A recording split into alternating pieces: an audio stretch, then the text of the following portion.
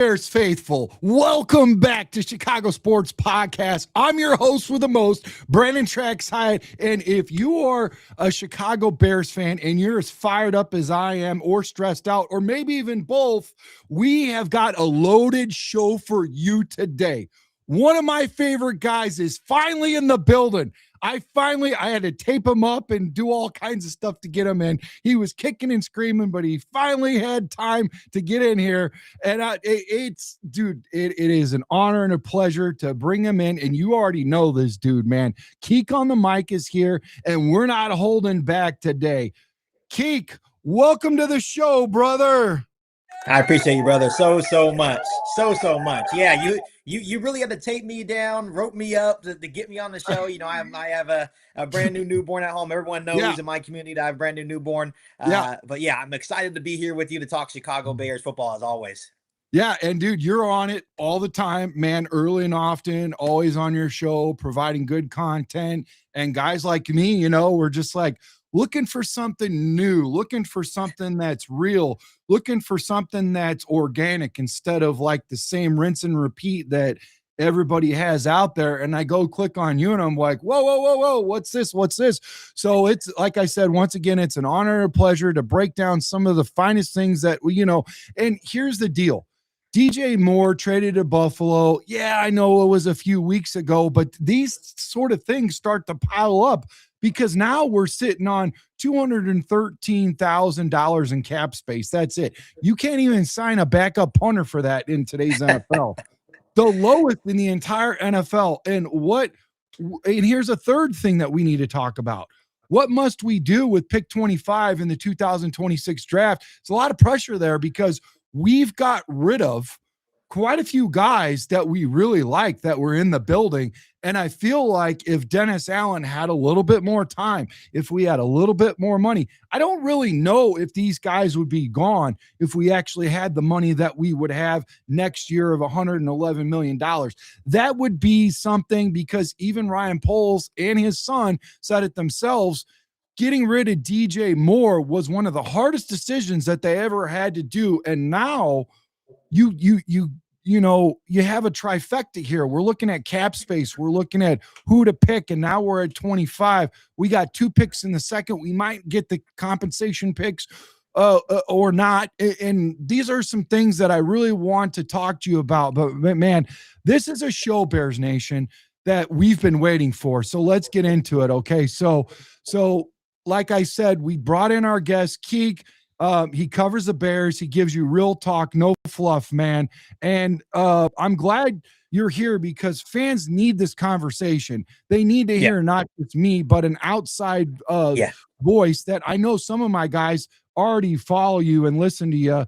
And I feel like people are either defending Poles or they're already trying to run him out of Chicago. There's no in between. How do you feel about that right now, Kieq? Yeah, I think you just have to understand the direction of what the Chicago Bears are trying to do. I think DJ Moore really hurt my soul as well. You think about some of the big time moments, the big time plays he made just last season alone, outside the divisional round game against the Rams. You think about both times against the Green Bay Packers. He's just a very, very good receiver. I wish him nothing but the best. In Buffalo, he's going to be a demon over there with Josh Allen. I'm excited to watch him play. But I think it was also the necessary move. I think we kind of had to know it was coming. You say, $16.5 million in cap space. And they turned that into guys like Kobe Bryant, turned that into guys like Devin Bush. So you have to understand the direction of the Chicago Bears. You brought up the $213,000 in cap space. Right now, it seems, man, we are panicking. We don't have any money. But you have to understand, then I just talked about the other day on my show. Yep. The Chicago Bears are playing for the long-term future, something that we weren't used to with Ryan Pace because Ryan Pace only played for the short-term future. The other day I talked about when Ryan Poles came in, he was dealt with $56.8 million in dead cap space. That was the second worst in the National Football League. Now, fast forward to 2026, he only has $19.8 million in dead cap space, which is 20th to 21st in the National Football League. So Ryan Poles has done a very good job in terms of minimizing the dead cap space. And when you look at next year, the Chicago Bears have $61 million in cap space. They can create another $30 million by moving on from Grady Jarrett, moving on from Dio Dangwell if they wanted to. So they're playing for the long-term future. You got to think, we still got to pay Caleb Williams in the future. He's our future. He's our investment. Got to pay Darnell Wright in the future. He's our long-term investment. So Ryan Poles' vision has always been clear. We're going to build through the NFL draft, develop our own talent, and just kind of be almost bargain shoppers in free agency. So yes, Ryan Poles has definitely had some misses. But at the same time, I understand the long-term vision and the success that he's trying to build here. Absolutely, absolutely. And I want to make sure that everybody gets an opportunity to phone in today. If you want to ask Kieq a question right off the rip, man, call 872-256-1424. Leave a message, comment, or question for the show. He's got, I mean, I've got him tied up right now, okay, folks? So he can't go nowhere. So just make the phone call. I'll pick the phone up and he'll talk to you. You know, the duct tape's been removed, but he's ready for you, man. He's excited, and we want to these questions you got to ask him, because you've heard my response. Now we like to hear his, but I want to hear your response personally, Kieq. What was your first response when you seen and you heard this, that DJ Moore traded to Buffalo and we gave up a fifth and we got a second rounder? I mean, this isn't the first time that we've traded with Buffalo. It feels like they're our cousin or something in the AFC, you know? Yeah, I think the first thing was just like, man, I wish we could have finished the job last season. The Bears were so close, 15 yards away from being in the NFC Championship game, and who knows what would have happened if we went to Seattle. It's anyone's game when you make the playoffs. I thought about all the memories from DJ Moore, and then, you know, and I kind of just went through all the different emotions. I you know, thought it was a necessary move at that point. $6.5 million saved. I love how Ryan Poles does good by his players. He put DJ Moore in a very good situation. I think early in the offseason, they're thinking about trading him to Las Vegas. And I was like, please don't trade him to Las Vegas. He just wants to be a part of the winner, not another rebuild. So happy for DJ for the opportunity. And then when I realized that we got a second round pick in return, my whole mood kind of changed. I was like, how did Ryan Poles was able to get that done? I don't know. Not only that, Buffalo Bills will take on his entire contract. So that is nice. That was probably one of the big time moves for Ryan Poles this offseason, that he was able to get a second round pick in return for what, a 29-year-old receiver, still a very good receiver. An aging receiver with a massive contract, and Buffalo Bills gave us what we needed. I think because they saw that he wasn't used like as much as he was in years past, where he was our only weapon. And, you know, circle back to Carolina, same thing. But honestly, you know, business move taken outside of that, mine was shock, honestly, okay? Because this guy was one of Caleb's most trusted targets, man. You build that chemistry with a receiver, and then you just ship him out. And this is the guy that broke the Packers curse. I mean, in the final moments, that's when you know who has the most trust out of Caleb. Not only out of Caleb, but of our entire football team, our coach, everybody. That's the dude, man. But I mean, walk me through like the feelings, like the personal, the fan perspective of what that was for you, because I'm sure if you're like me, you got a DJ Moore something in the building. I mean, I see all the, you know, all the awesome stuff you have in your studio, you know? Yeah, it's DJ Moore was just such a good guy. He was the Walter Payton Man of the Year nominee this year for the Bears. You know, just such a good guy on and off the field, good character. So yeah, of course it sucks to lose a guy like that in your locker room. And even, you know, Ryan Poles said this press conference just a couple weeks ago that his son was absolutely pissed at him. Didn't even talk to him for a couple of days. I'm pretty sure all Bears fans had the same feeling. But, you know, I also, you know, from a business side of things, I also knew that it was coming. And the reason why I knew it was coming, because two things, right? One, because of the money. And secondly, you got a guy named Colston Loveland and Luther Burden in the building. And when their stats are right on par with your so-called number one wide receiver, and it needs to be a serious conversation. I think at the end of the day, it was actually a pretty easy move for the Chicago Bears, right? You have a couple of young core pieces on the offense. And let's not forget that before Rome Odunze got hurt, he led the league in touchdowns. Right. If it wasn't for his fractured foot, he was on route for a really, really good season. Probably our wide receiver one. Right. And him and Caleb Williams also have a good rapport. Luther Burden, excited for him. Colston Loveland, I'm excited for him. So the Bears do still have weapons. I think that's why DJ Moore became expendable. Absolutely. And, and I think that's where we have to separate ourselves and say, listen, the GM has a job to do. I mean, granted, from a father's perspective, Father's Day is going to be a little rough. I don't know if he's going to get anything this year. Probably Maybe not.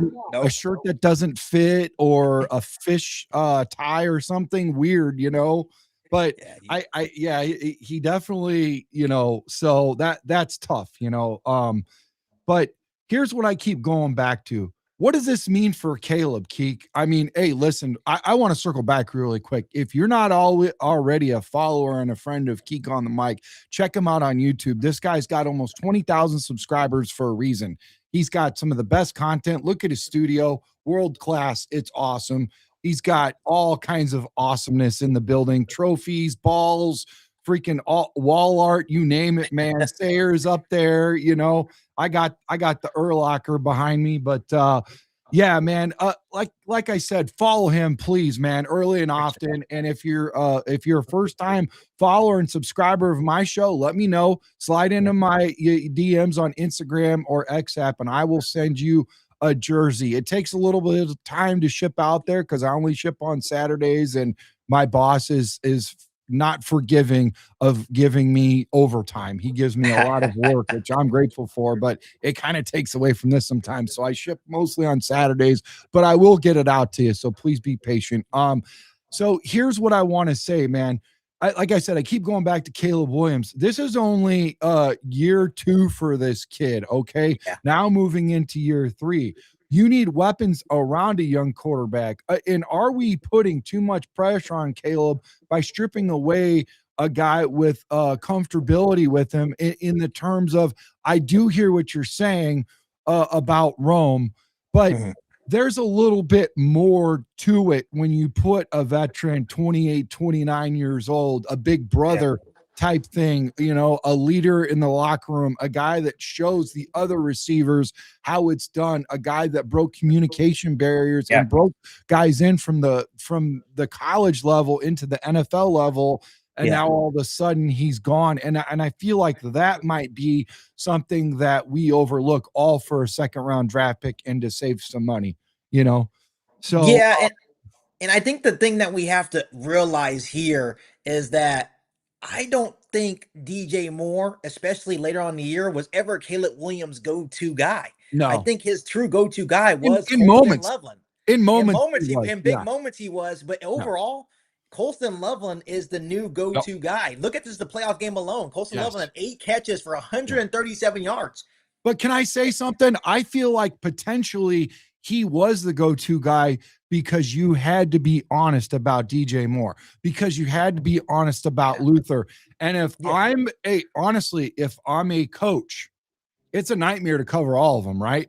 Yeah. But I'm going to make sure that I don't leave DJ open. I would rather leave a rookie tight end that had an early injury history, came in with the first presser with a shoulder in his sling, over freaking DJ Moore, who freaking set the whole city on fire when he caught the game-winning touchdown against the Green Bay Packers. Like, if I have to pick my poison, it's going to be leaving Colston, the rookie, open over that. So I think now with that receiver gone, maybe it's a little bit more difficult for Colston to get those. But I'm hoping I'm wrong. As you can see, I have the Colston shirt on, so big fan. Yeah, we love Colston Loveland. Even going back to his rookie performance. Hey, baby, I just don't get it. Come on, now you have to remember that, right? That's when everyone fell in love with Colston Loveland. Right? That's one of my number one hits on freaking it's on repeat. TikTok, dude. It's like everybody. My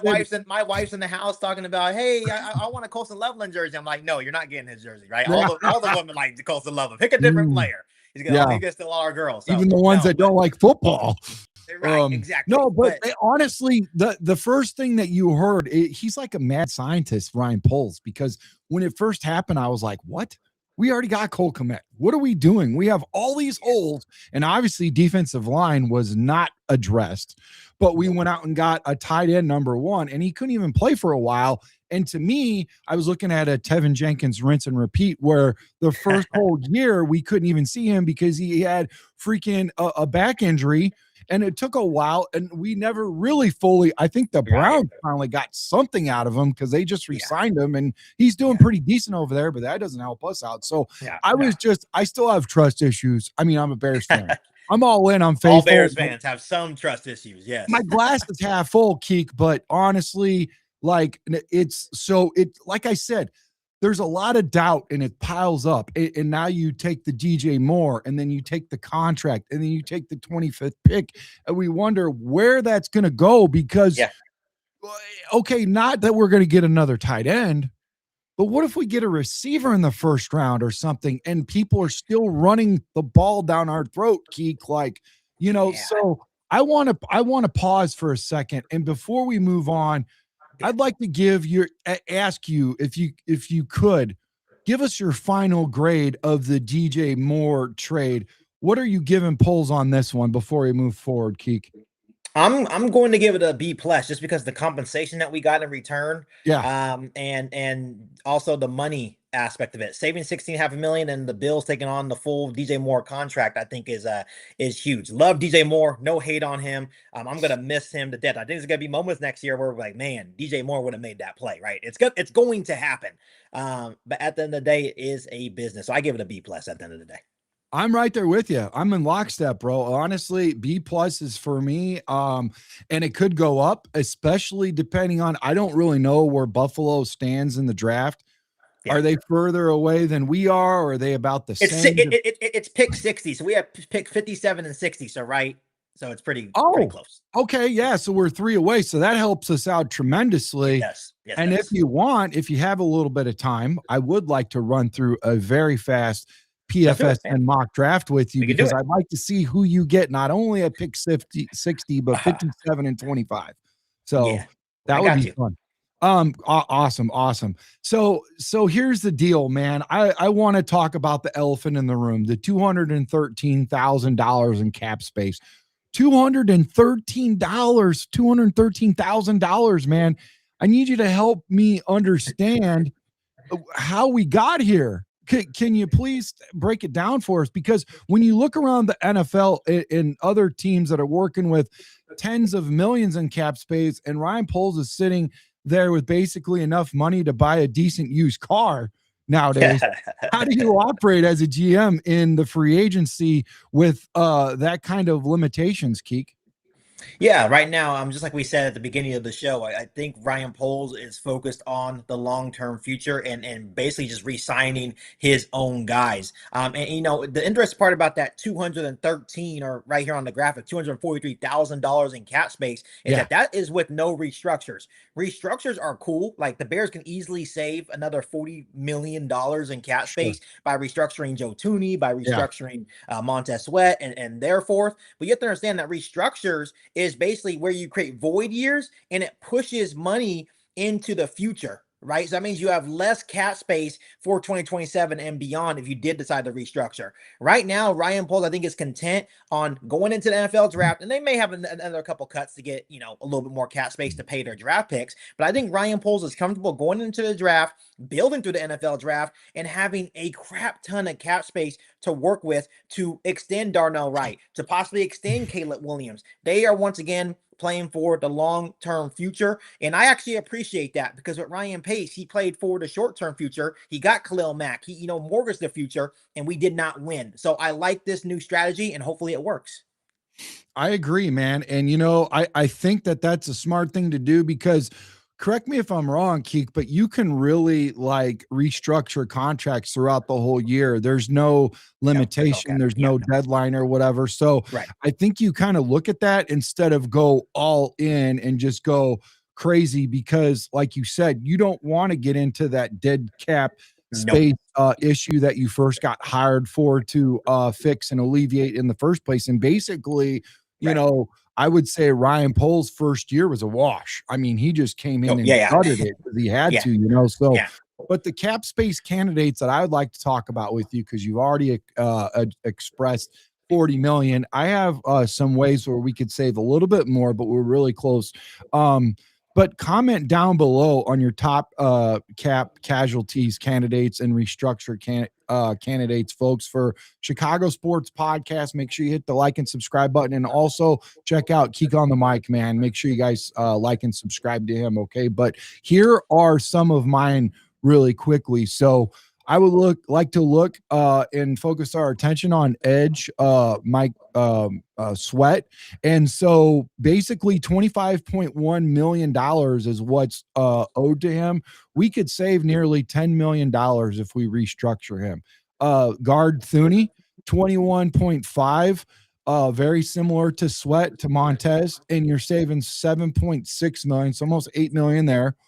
Ode Bengbo, which most of us don't even know he's on the team, except for a lot of people's hot takes are he's going to play motivated now, which I don't know why you wait till now to get motivated, but especially while you're injured. But $20.5 million in cap space and 7.4 million in savings. And then Johnson, Jalen, we just signed him, man. It wasn't that long ago. 24.5 million in cap space, nearly 7 million in cap savings. So what all this means basically, Kieq, is we can save about 40 there. Now look at this. Here's even more. You know, you get into Jonah Jackson, nearly 7 million there. Jarrett, nearly 7, and some people have already given up on him. I have not. I think when you put in a good, strong front with a high motor, a guy that can come in there and play next to him, I really feel like you will be able to see his veteran leadership and who he is come out. Kyler Gordon, here's another one. You're looking at 6 million there in savings. Cole Kmet, 4.4 if you restructure. Or we're going to talk a little bit about where we can just go ahead and renegotiate the contract instead of do a contract restructuring here. And then TJ Edwards. Now you could actually save 6.2 million if you trade him, or and maybe you'd get a 5th or a 6th for him, because there's really not a whole lot of value there, but there's something. And then plus, like you said earlier about DJ Moore, where you'd actually save money and you'd get a draft pick out of it, but obviously not nearly as high as DJ Moore. Or you could just restructure for $3.6 million. So all in all, Kieq, if you follow this, the total cap hits are $165.3 million. Potential savings is nearly 60, Kieq. When you look at that, how do you feel about potentially, just jumping all into this?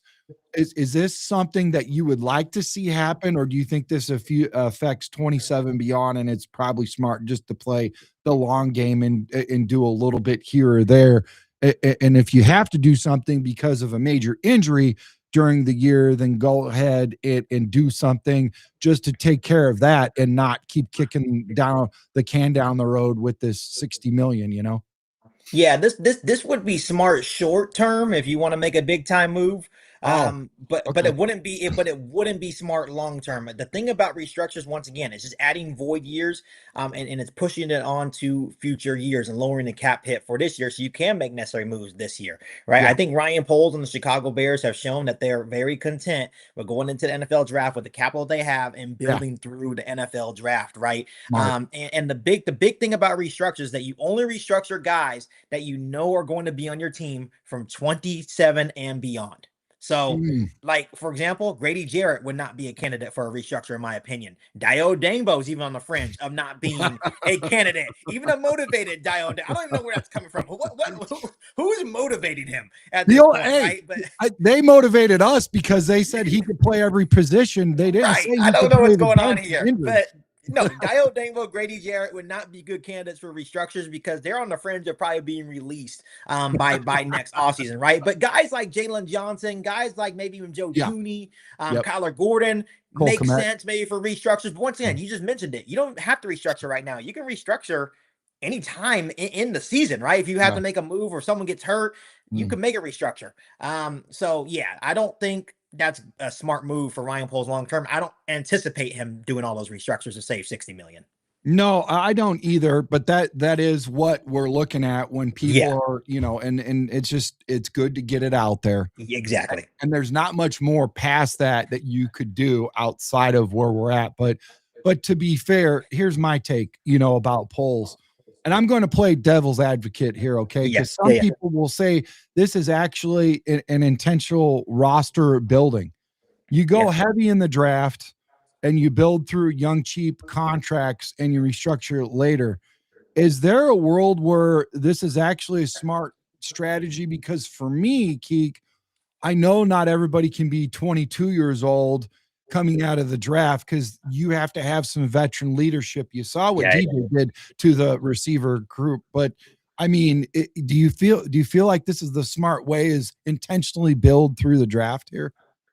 Yeah, and the thing that's funny is that he clearly said that in his opening press conference, I believe, when he came in as the Bears GM. He said, "I want to build through the NFL draft." And then the fact that we're what 4 or 5 years down the road, and there's some Bears fans still hating on the strategy. It's like he told us what he was going to do at Yep. the beginning, but we were so used to once again Ryan Pace making every single free agency move, going out and trading every single guy out there. We almost look like the Raiders, how the Raiders did this year, right? Yep. Where we're like, bam, bam, bam, making big trade, throwing every money. For example, Linderbaum getting $28 million per year, it's absolutely ridiculous. Even Yeah. for a center, absolutely ridiculous. But that's what the Bears used to do, right?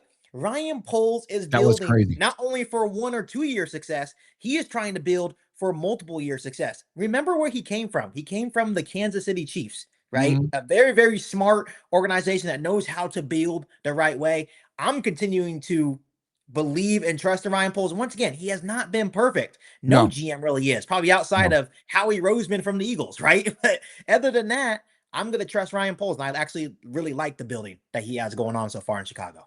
I do too. You said it best. Nobody's perfect. Things happen. And here's the deal. People sit in front of you. They give you their best. They give you their best Sunday's best. You look at the highlight reel, you talk to their agent, everything looks good. You know, Coaches are going to coach, but the players need to play. They need to take the field. And if they don't take the field, if they don't buy in and they don't give you all of it, and they're sidetracked about maybe something new that happened in their life or Yeah. whatever. And those are real problems. We're people, we're not robots. It's okay to be sidetracked. Tevin Jenkins had a newborn right when he came into the building.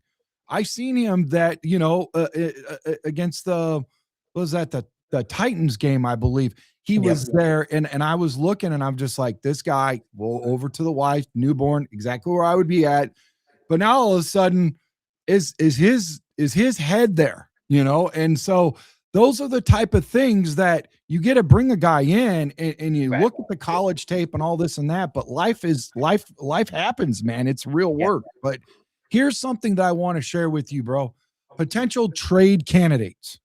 These are potential trade candidates that might work. And I don't necessarily like them, but they are just are what they are. They're candidates. Cole Kmet, you could save 8.4 million. We talked about that earlier. Swift, 7.5 million. That's a lot. And as great as he was, I thought he did an amazing job.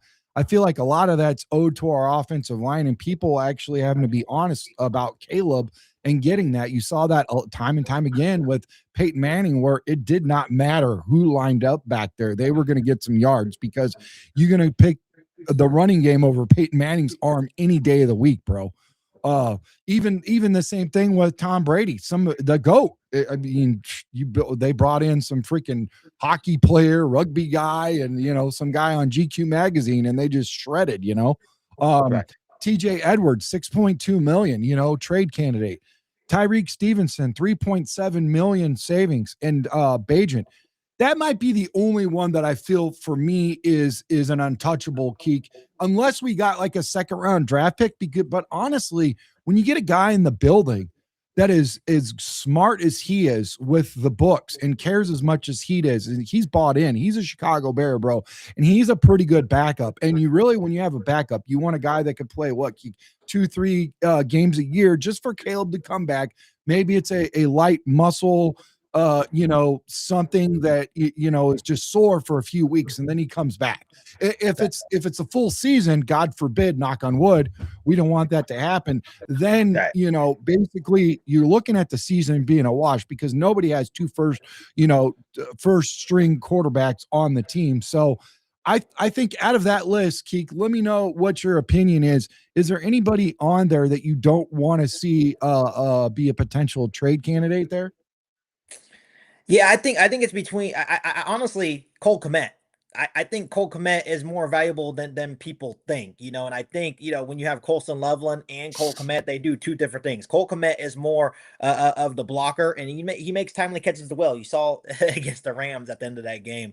So Cole Kmet is definitely untouchable for me, and then I think Tyson Bagent is as well. I look at that, AFC Championship game where Stidham had to go in for Denver for Bo Nix breaking his ankle. And I think that was the moment where I was like, man, backups are truly important. And I have all the trust in the world that if Caleb Williams went down, Tyson Bagent will be able to come in and win us football games. Shoot, look how Ben Johnson was talking about Tyson Bagent at the NFL Combine. He was like, man, I really don't want to trade him unless the package is worth it. But also, I'm all about giving our players opportunities. And I do think Tyson Bagent could possibly be a starter in the National Football League. But I do think, he is bought in here in Chicago. In regards to DeAndre Swift, I'm with you.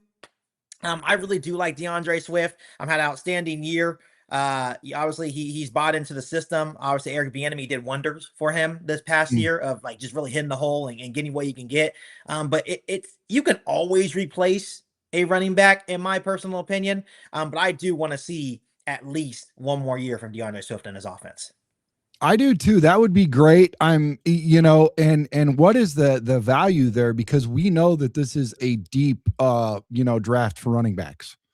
So and I feel with his age, he's not terribly old. I think you're still going to get a good 3-4 years, from a running Yeah. back's perspective out of Yeah. him. This would be his fourth, fifth team Yeah. traded, He's 27. He's 27. 27, yeah, So about three, still, 4 still, years. still value there. And he's coming off a really, really good year. And you have to Yeah. understand, like, the Ben Johnson effect is real too. Yeah. Like, I feel like anybody can really come in and, he's going to put you in the best situation to succeed, along with the offensive line, right? Even with us losing Drew Dahlman, surprisingly, hoping he's okay, right? I just want to make that a note. I hope his mental health is all good. But I feel like any offensive lineman that comes into this offense is going to benefit because of Ben Johnson, because of Dan Rochar. And I think the same goes for anybody that's in this offense in terms of, the specialty players like running backs, wide receiver, quarterback, etc. Yeah, I agree, man. And you don't know exactly what he's got up his sleeve. That is Oh, something that, listen, last year none of us, even the top 30 candidate, you look at who they had. Who did they draft that was top 30 candidate? I can't remember one. And so even when they bring him in the building, it doesn't necessarily mean that they're going to draft him. For all we right. know, it's a smokescreen. That's the craziest thing about that. And so here's my concern when we're talking about the trade. Shifting over to our third topic is what happens if you draft someone at 25 and you need to sign them to a competitive deal? What happens when your young core starts demanding extensions? Does this cap situation become a bigger problem down the road, Kieq? This is exactly why, to my point, actually makes my point even stronger. Yes. They are saving their cap space for the future. They draft their guys and they're going to be able to keep their core because one, Ryan Poles is keeping the dead cap down and it's going to continue to stay down. Yep. And two, the cap only gets increased every single year. You see that every year that the NFL continues It's to raise crazy. the cap number, It's right? crazy. So Ryan Poles and the Bears, I'm telling you, they're loaded. They're set up. It Yeah. may seem like they're broke right now. And Adam Schefter, we saw Adam Schefter what he had to say on Get Up. Like, oh, the Bears are broke. He doesn't know what's going on with No, the he Bears doesn't. freaking cap situation. No. He doesn't know what the Bears are trying No. to do to build their football team. No. But anyone that's smart, understands money, knows exactly what Ryan Poles is doing. They know exactly what Ben Johnson is doing. And So Adam Schefter is not getting a call from Ryan. Like Ryan's in the no, middle of the night, had the meat sweats. Like, oh my God, I got to call, you know, Adam Schefter and report that right, we're in trouble. We're in money cap space trouble. And they brought me in the building to take care of it. Now, once again, we're in trouble. I got to call exactly. Adam so he can break this. No, come on. Are you kidding Yeah, me? no, they're No. fine. The Bears Yeah. are fine. Like they They're have fine. money, right? It's just Yeah. like they're choosing this route. They're choosing not to restructure because they're focusing on further years. They're focusing on developing their own talent. And Mm-hmm. finally, for once, they got the coach right and Ben Johnson. And Ben Johnson is creating one hell of a staff to develop our own homegrown talent that we get in NFL draft. And that's how you Love it. build. That's how Yeah. you build a winning organization. No, I agree. And you look at the, you know, the evil empire up north. I rarely say their name, but now Yeah, you know the Green Bay Packers. They at one point had nearly almost 40 drafted players exactly. on their roster. Yep. Hey, and you look at where they are year in and year out. There's not many troubled years. They're not making the Super Bowl and winning the Super Bowl every year, but they have been a thorn and they have been a problem early and often. So, Yeah. with that being said, the Bears must make some room for cap space clearing soon because Yeah. rookie cap space is coming soon. And Yeah. I want to talk to you about this in the 2026 NFL draft. 25th pick overall. What position should Ryan Poles target at 25 overall pick? Do you think it should be the edge, the defensive tackle, the cornerback, the safety, or is there another position of need that to pick for you, Kieq? The Bears fan to me is going to say, it just needs to be defense, rather it's safety, rather it's edge, rather it's D tackle. But it's like the Bears have already told you that as well. Like Ben Johnson said, first and foremost, I think it was like just last week, he said, I just want a good football player. I'm going to take the best player available. What does that mean? That means if it happens to be a wide receiver and that's the best player on the board, that means I feel like they're going to take that player. And I don't really like that thinking 24/7 because the Bears do have a massive need on the defensive line. So for Yeah, me, if I was in Marion Pole's shoes, I'm taking the best defensive player available. just that. Okay, so you're not even positional. You said best defensive player available. I I like want a that. good, I want a good football player that fits the bill. Fast, physical, loves football, I right? No love that you nonsense. say that because even if it's a defensive back, if it's a cornerback, that tracks smartly because he even said that. He goes, if you're always drafting because of need, you're not Exactly. getting the best player available. So Exactly. potentially you're just drafting an average team, and that's what takes You're the reaching. field. You're reaching. Like You're reaching.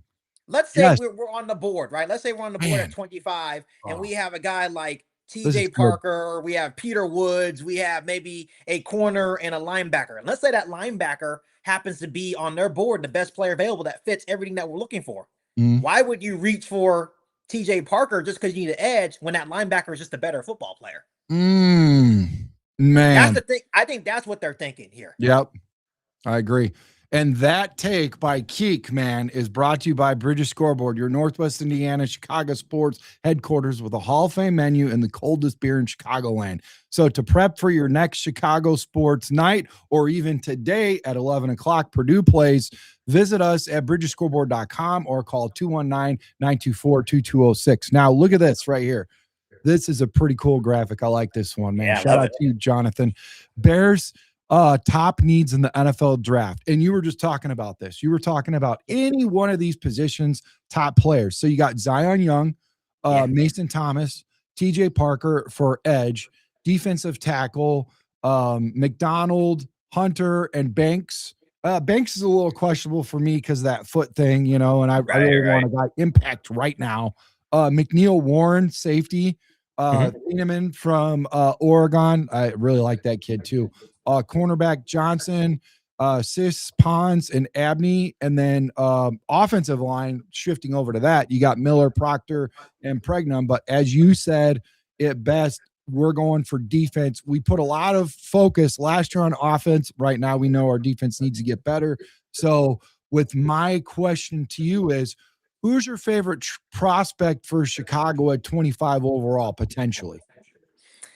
Yeah, just knowing our needs, and you kind of have to understand like what Dennis Allen is looking for as well. I think my top prospect, I don't think he's going to be there at 25, but if he's there, you got to run to the podium. You have to take Dylan Thieneman out of Oregon. I think that would be the smartest pick for the Chicago Bears. Pair Okay. him with Kobe Bryant. There's going to be many ways you can use him as well. He's a very versatile player. Wow. I'm a guy that loves football. And you saw the outstanding combine he had as well. He kind of shocked the hell out of me as well with some of the numbers that he put up. Mhm. And then also something that I talked about on my podcast is, you know, early on, Ryan Poles was only worried about the physical traits compared to not focusing on the on-field success. Not only to me does Dylan Thieneman have the physical traits, he also has proven to you that he also has the on-field success and just loves the game of football. He's the ultimate football player, and that's exactly what Ben Johnson and Ryan Poles are looking for. That makes a whole lot of sense because, forever, when you looked at um when you looked at the old regime, they were basically looking at the Raz, but you're saying that he's not just focused on that. So that is that he wants the best player available and a guy that just loves football. And you really think that the Thieneman guy is that type of guy from what you see. But what Yeah. about when you look at the edge, Zion Young out of Missouri and TJ Parker out of Clemson? They're the two best prospects potentially getting the most buzz. So let's start with Zion Young. What's Yeah. your scouting point report on him? What do you see out of him that you like? You know what's crazy about that? And when we're looking at Zion Young, really, really good football player. I feel like he gets better every single year that he's played. Uh-huh. But he definitely fits the mold of what Dennis Allen is looking for. 6'5", 262 pounds. A guy Mhm. that's pretty good against the run, a high motored Mhm. type of guy as well. I think the one thing the Bears are going to be looking for is, can you do both things? Can you stop the run and can you get Yes. after the quarterback? And Zion Young actually does that. I'm at a pretty high level, right? So you look at him as a power rusher. He has strong, violent hands, and once again, impressive length. I know that's what Dennis Allen is going for. And can I give you actually a guy that I really like, and Well, yeah, he's not please. actually on this list, No, yeah. is Cassius Howell at Texas A&M. A lot of people are Oh, like, he has short arms. He is this, but he's also just a pass rush demon. Arsenal of pass rush moves, has an explosive first step. I feel like it would be kind of interesting for, once again, Dennis Allen to get away from those measurables, yes. right? Yeah. And go after a guy that can just get after the quarterback, Okay. right? And once again, it goes to my point about not always focusing on physical traits and focusing on the on-field success and just Man. getting the best player available. This is good quality content right now, man. Kieq on the mic. Make sure you guys subscribe to him. I will tell you this because I love Zion Young on paper, the explosiveness off the line, like you talked Yeah, about earlier. You pair him with that kind of rush upside next to Montez Sweat. That's a yeah. scary combination for opposing offensive lines. But do you have any knocks on Zion, or is there something that, or do you just think he checks all the boxes and he'd be a solid pick if he was You know, available? I think what you want to see is that, do you get better every single year? Like, is there room for improvement? And Zion Young really has shown that Yeah. room for improvement, getting better every single year. A Mm. crazy stat that I'm actually just pulling up, and I've Yeah, done my fair share of work on all the edge rushers, is that I've how seen good that. he is in terms of production and development. He led Missouri with 16 and a half tackles for loss and logged 53 pressures in 2025. That is a man that is constantly causing havoc in opposing backfields. And we just need a running mate alongside Montez Sweat. And once again, there's no disrespect to Austin Booker. If Austin Booker stays healthy for once, he's also a very good player. And I think whoever you could get to bring into the fold, you're then going to have a really good rotation of some good edge rushers. Yeah, okay. I see that and I am very I'm going to start looking at Cassius now, I'm telling and you, Cassius, seriously, yeah. I'm going to take a look at that guy for sure. But let's flip it over to TJ Parker from Clemson. Yeah. High motor, physical, strong production in the ACC. We all know what they bring, right? Where does he fit in Chicago's defensive scheme? And is he a safer pick at 25, than some of these outliers, How do you feel He about TJ Parker, man? yeah, he high motored guy. He does have three down skill set. To me, he's more of a power rusher, and Yeah. that's how he's kind of been winning. But I also like the discipline I see from TJ Parker when I watch him, like just being Okay. able to kind of set the edge and stop and run. And once again, I think that is going to value in the Chicago Bears decision. They Yeah. do get an edge rusher. They don't just want a pure edge rusher. They want a guy that can rush the passer, set the edge, stop the run. Maybe sometimes, even though it's stupid as it is, drop back in coverage, just a versatile guy that can go all along the defensive line, which is the reason why they brought in motivated Dayo Dengbo, by the way, because he can play outside apparently and interior. So I think they like the versatility of their defensive lineman and O lineman. But yeah, TJ Parker is a fine player. Personally, if I was dealt with the having TJ Parker and Peter Woods there at the same time, I would go his teammate Peter Woods personally. Oh my gosh. I'm so glad you said that, dude. I am so in love with that pick. Peter, and he's fell a couple times.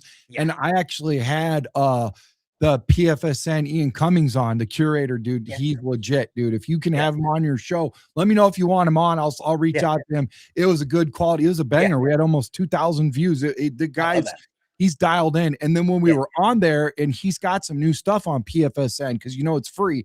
We were going in there, we're looking at it. One guy fell considerably. He was supposed to be a first rounder, and we had him available at pick 57.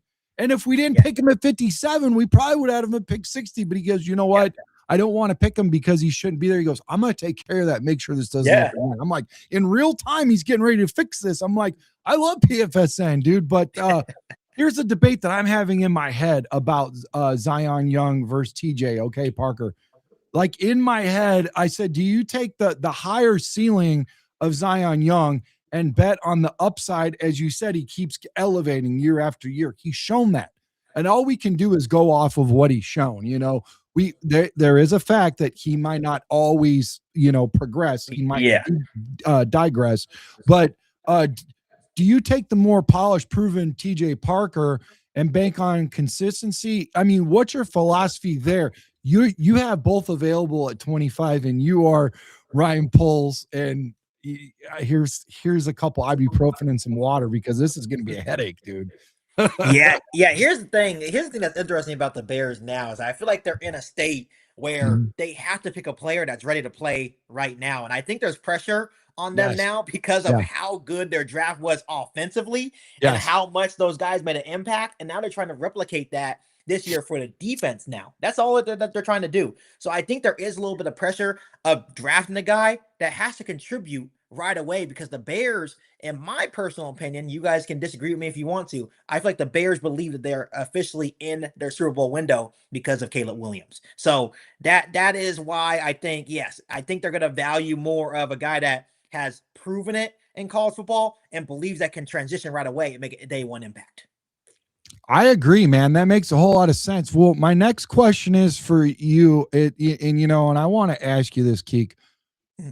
Is there a scenario where the Bears go in a completely different direction? Maybe they trade down from 25 and accumulate more picks, or is there a non-edge prospect that makes too much sense to pass up on, and you're just like, you know what? We're not going to go edge. We're going to go in another direction. Obviously, you said his TJ Parker's teammate Woods, if he's available, you get him. So obviously that's one outlier there. Is there another one?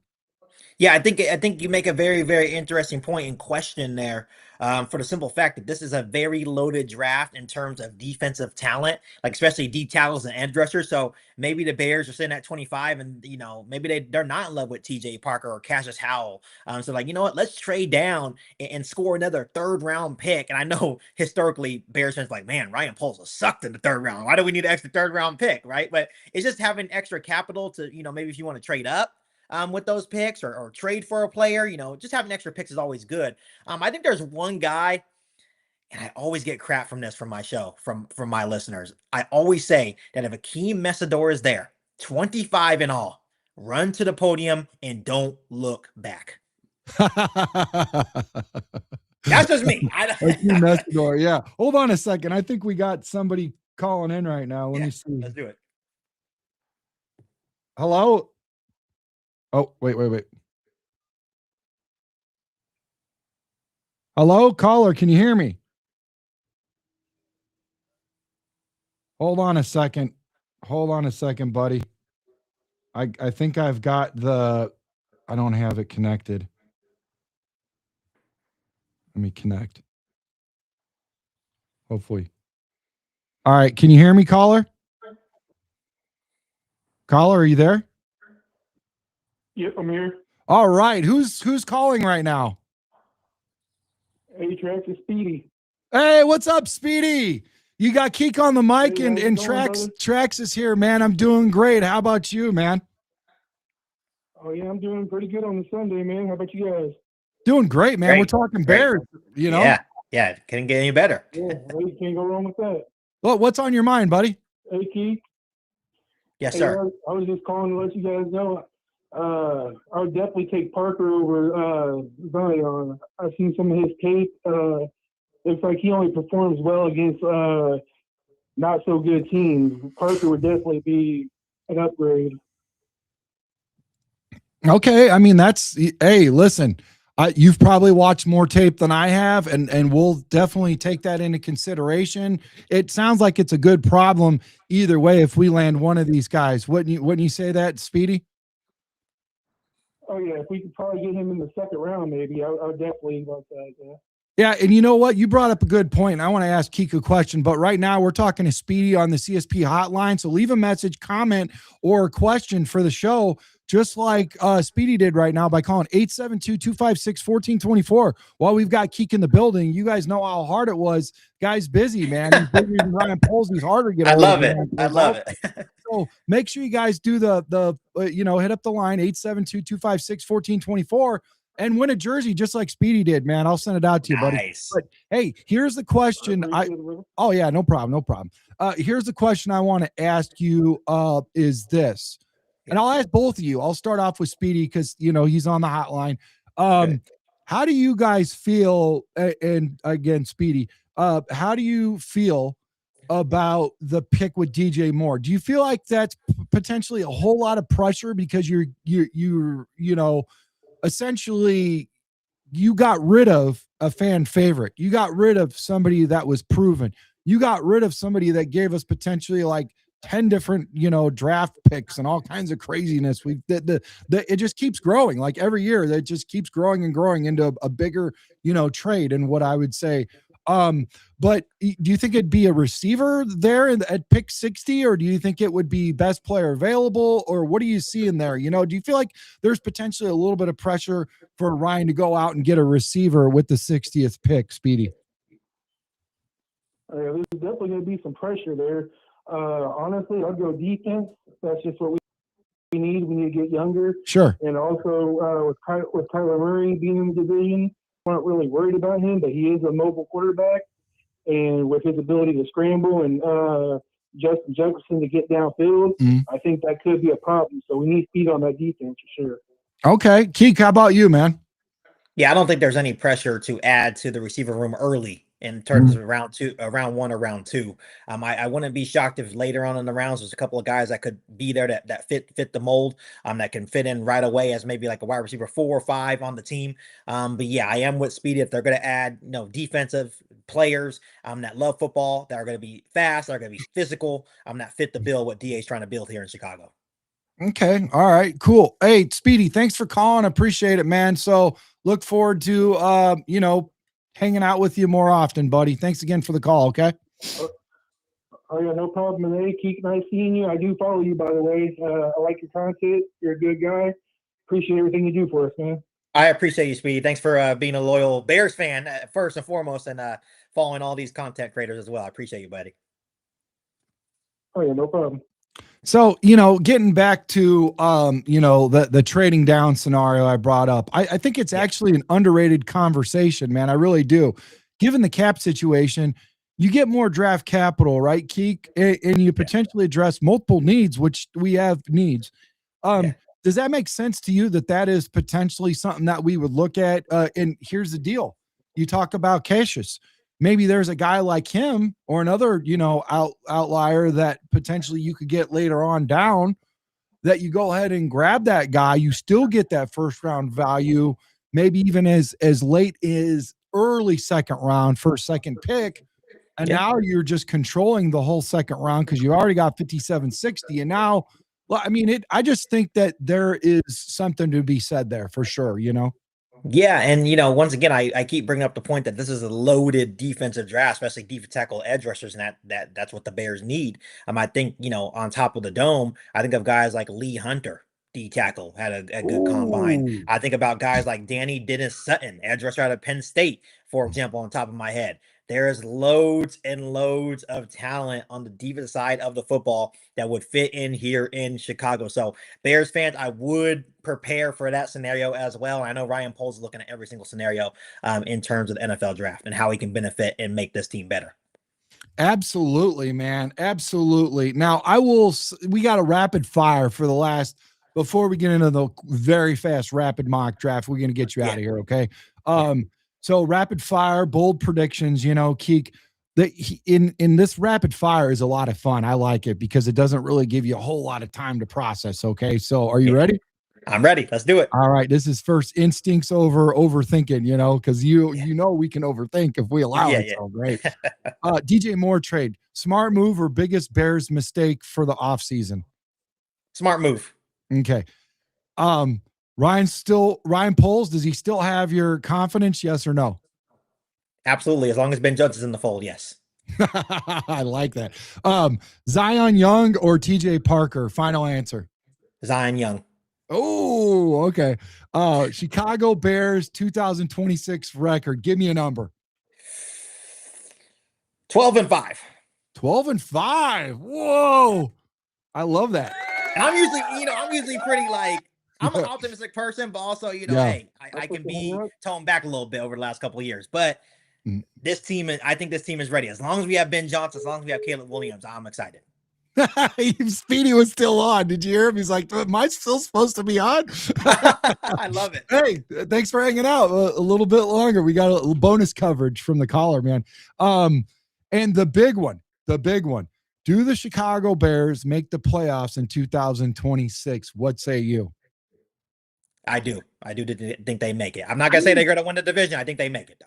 12 wins. I mean, unless the whole, the Vikings, the Packers, or the Lions, or all of them are in lockstep, and we've all got a lot of wins. It's possible. I would say 12 would get us to it. The North is very tough. Bro. Yeah. We can win 12 games and Detroit can win 13, 14, that's how good this division is or can be. Yes, absolutely. I love it, man. Bears Nation, drop. Do you agree with Kieq? Drop your predictions in the comments below. Now, let's get into the mock draft simulator really quick while we've got you here. We love it. We do it all the time. Sometimes we even do two of them, which is bananas. We're probably on mock draft 100 right now.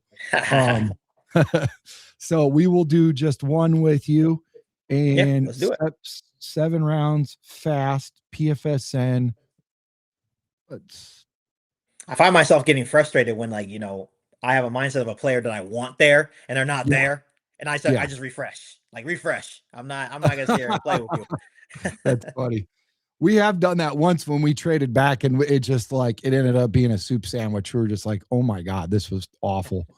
Someone said Bears are going 20-0. I love it. Bears are going 20-0. Hey, I would love that. Somebody put that there? Yeah, that's in awesome. The comments, Bears are going 20-0. Let's go. Let's go. If you're not following Kieq, make sure you follow him now because he loves your comment and he wants more of those for sure. Yeah, I love that. Okay, here we go.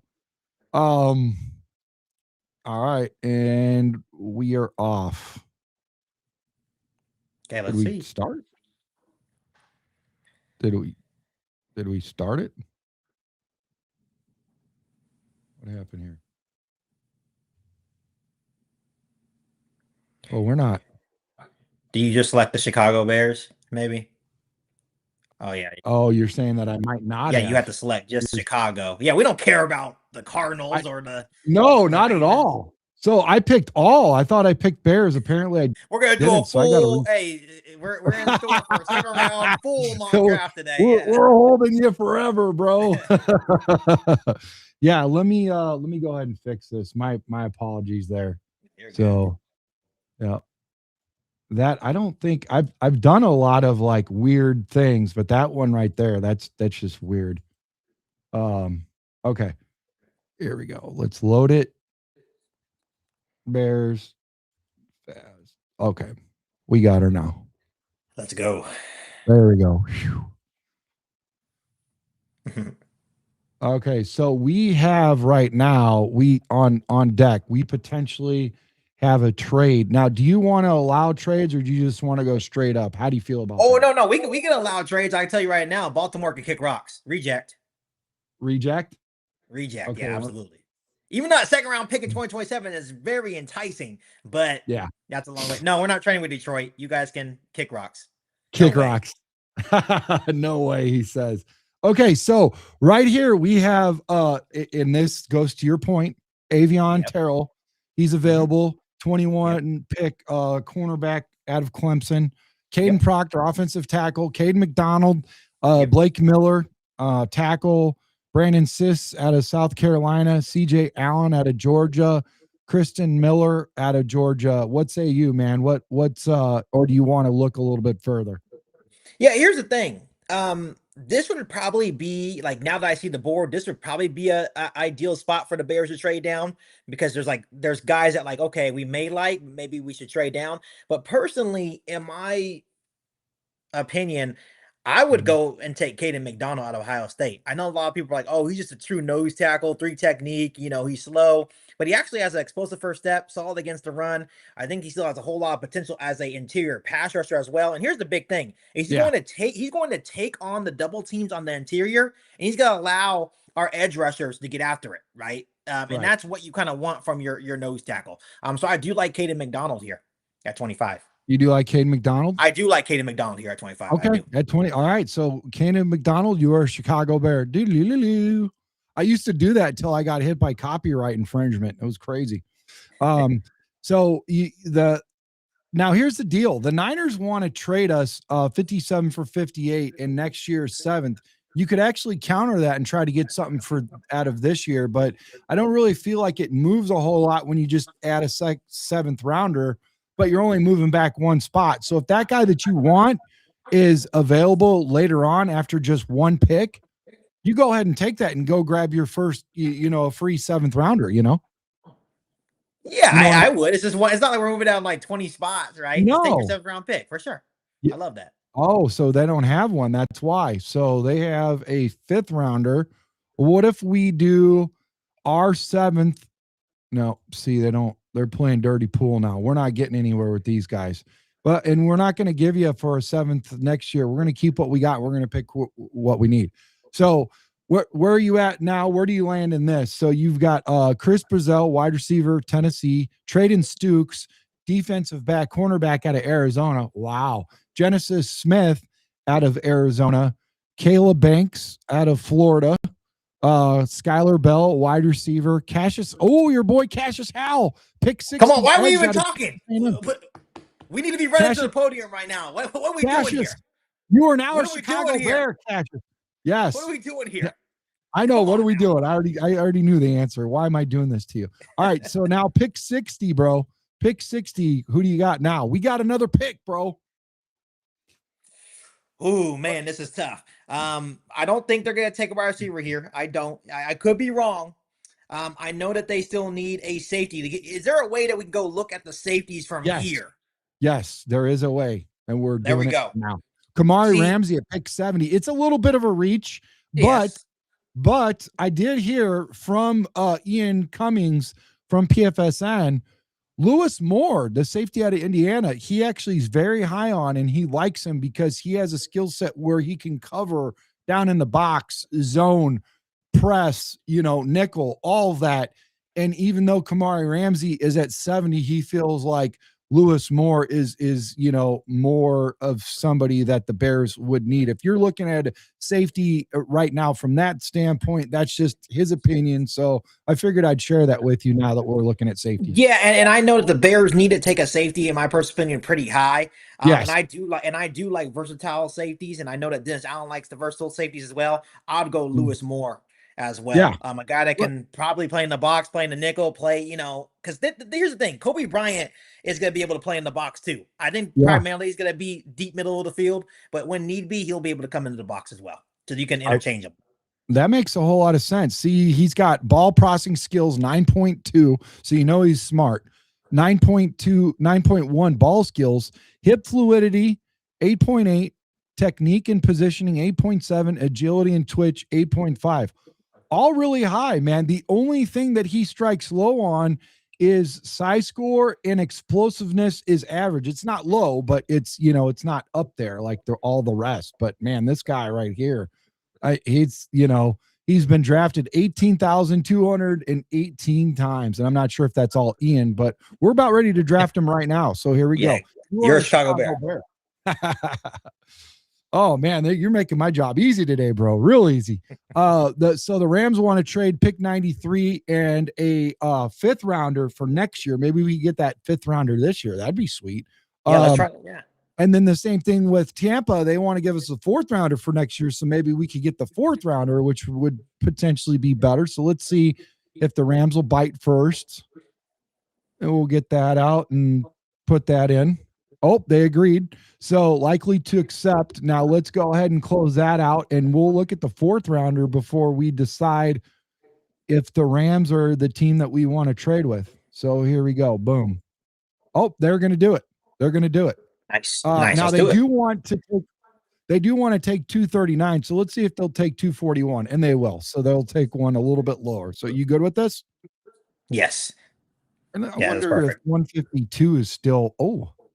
We gotta get hold up. We gotta get. I'm very much into like the listeners and the people that listen to me, and I love their opinions. We gotta get Erica Lang to call in because they're saying worst mock draft yet for us. Yeah, we need to get this person to call in. Hey, we can. I would love to hear your opinion. I would love call the number, Erica.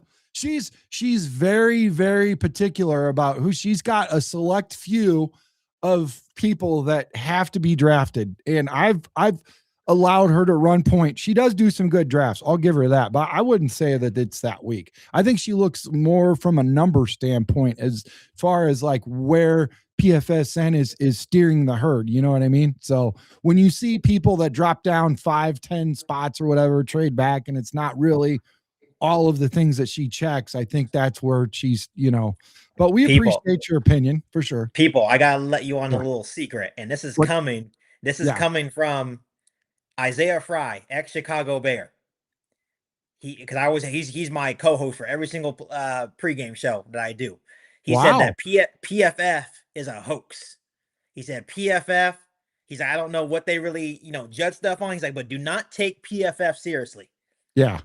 That's like altogether, he's probably not saying dismiss it, but don't make it your number one driving. Yeah, don't make it your number one source of why a player is good or bad. And that goes for NFL draft or just a regular free agent. Wow. Okay, so let's see what happens with Tampa.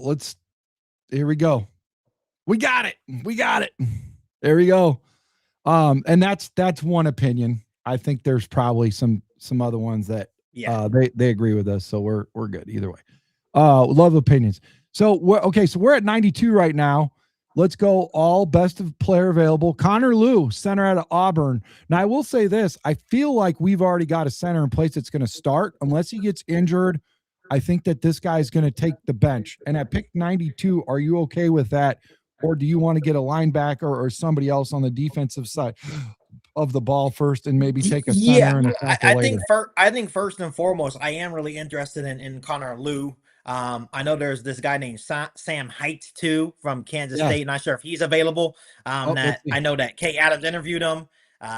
He got a chance to talk to the Bears. He may be gone at this point, but that's also Jaeger Burton at 141 for the Kentucky. I know the Bears have already talked to him and they fielded him and they really liked what they saw in him, and he's at 141. Our next pick is at 129. I feel like he'd still be available at 129 if you want to get that Jaeger Burton at that pick and address maybe linebacker or something right now, or we could take center right now, but like I said, Connor Lew is available right now.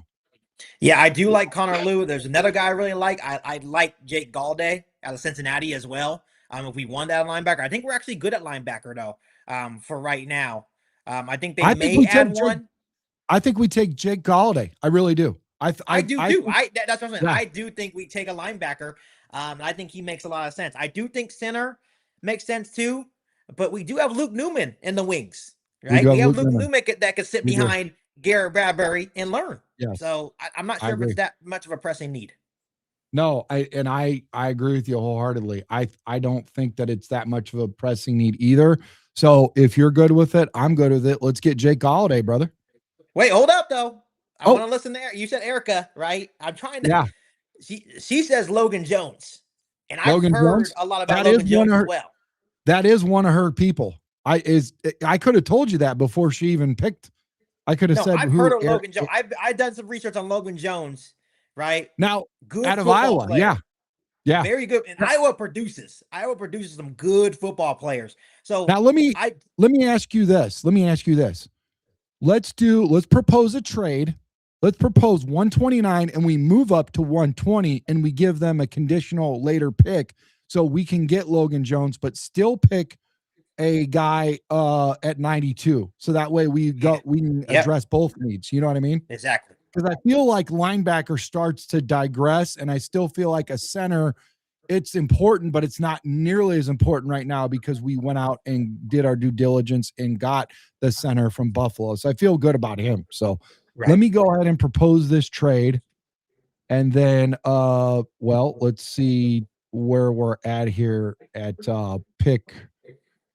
Okay, he's available at 123, so maybe 120. Okay, so let's see who's available at 120. Who's got pick one? The Steelers. Okay. All right, so here we go. And you can even drop down to like pick 100 to make sure he's for sure there. You're good with that still too? Get something in return. Yeah. Okay. Well, so whoever's at pick 100. Let me split the middle and go 115. We go one. Okay, yeah, it's fine. Yep. So or 110.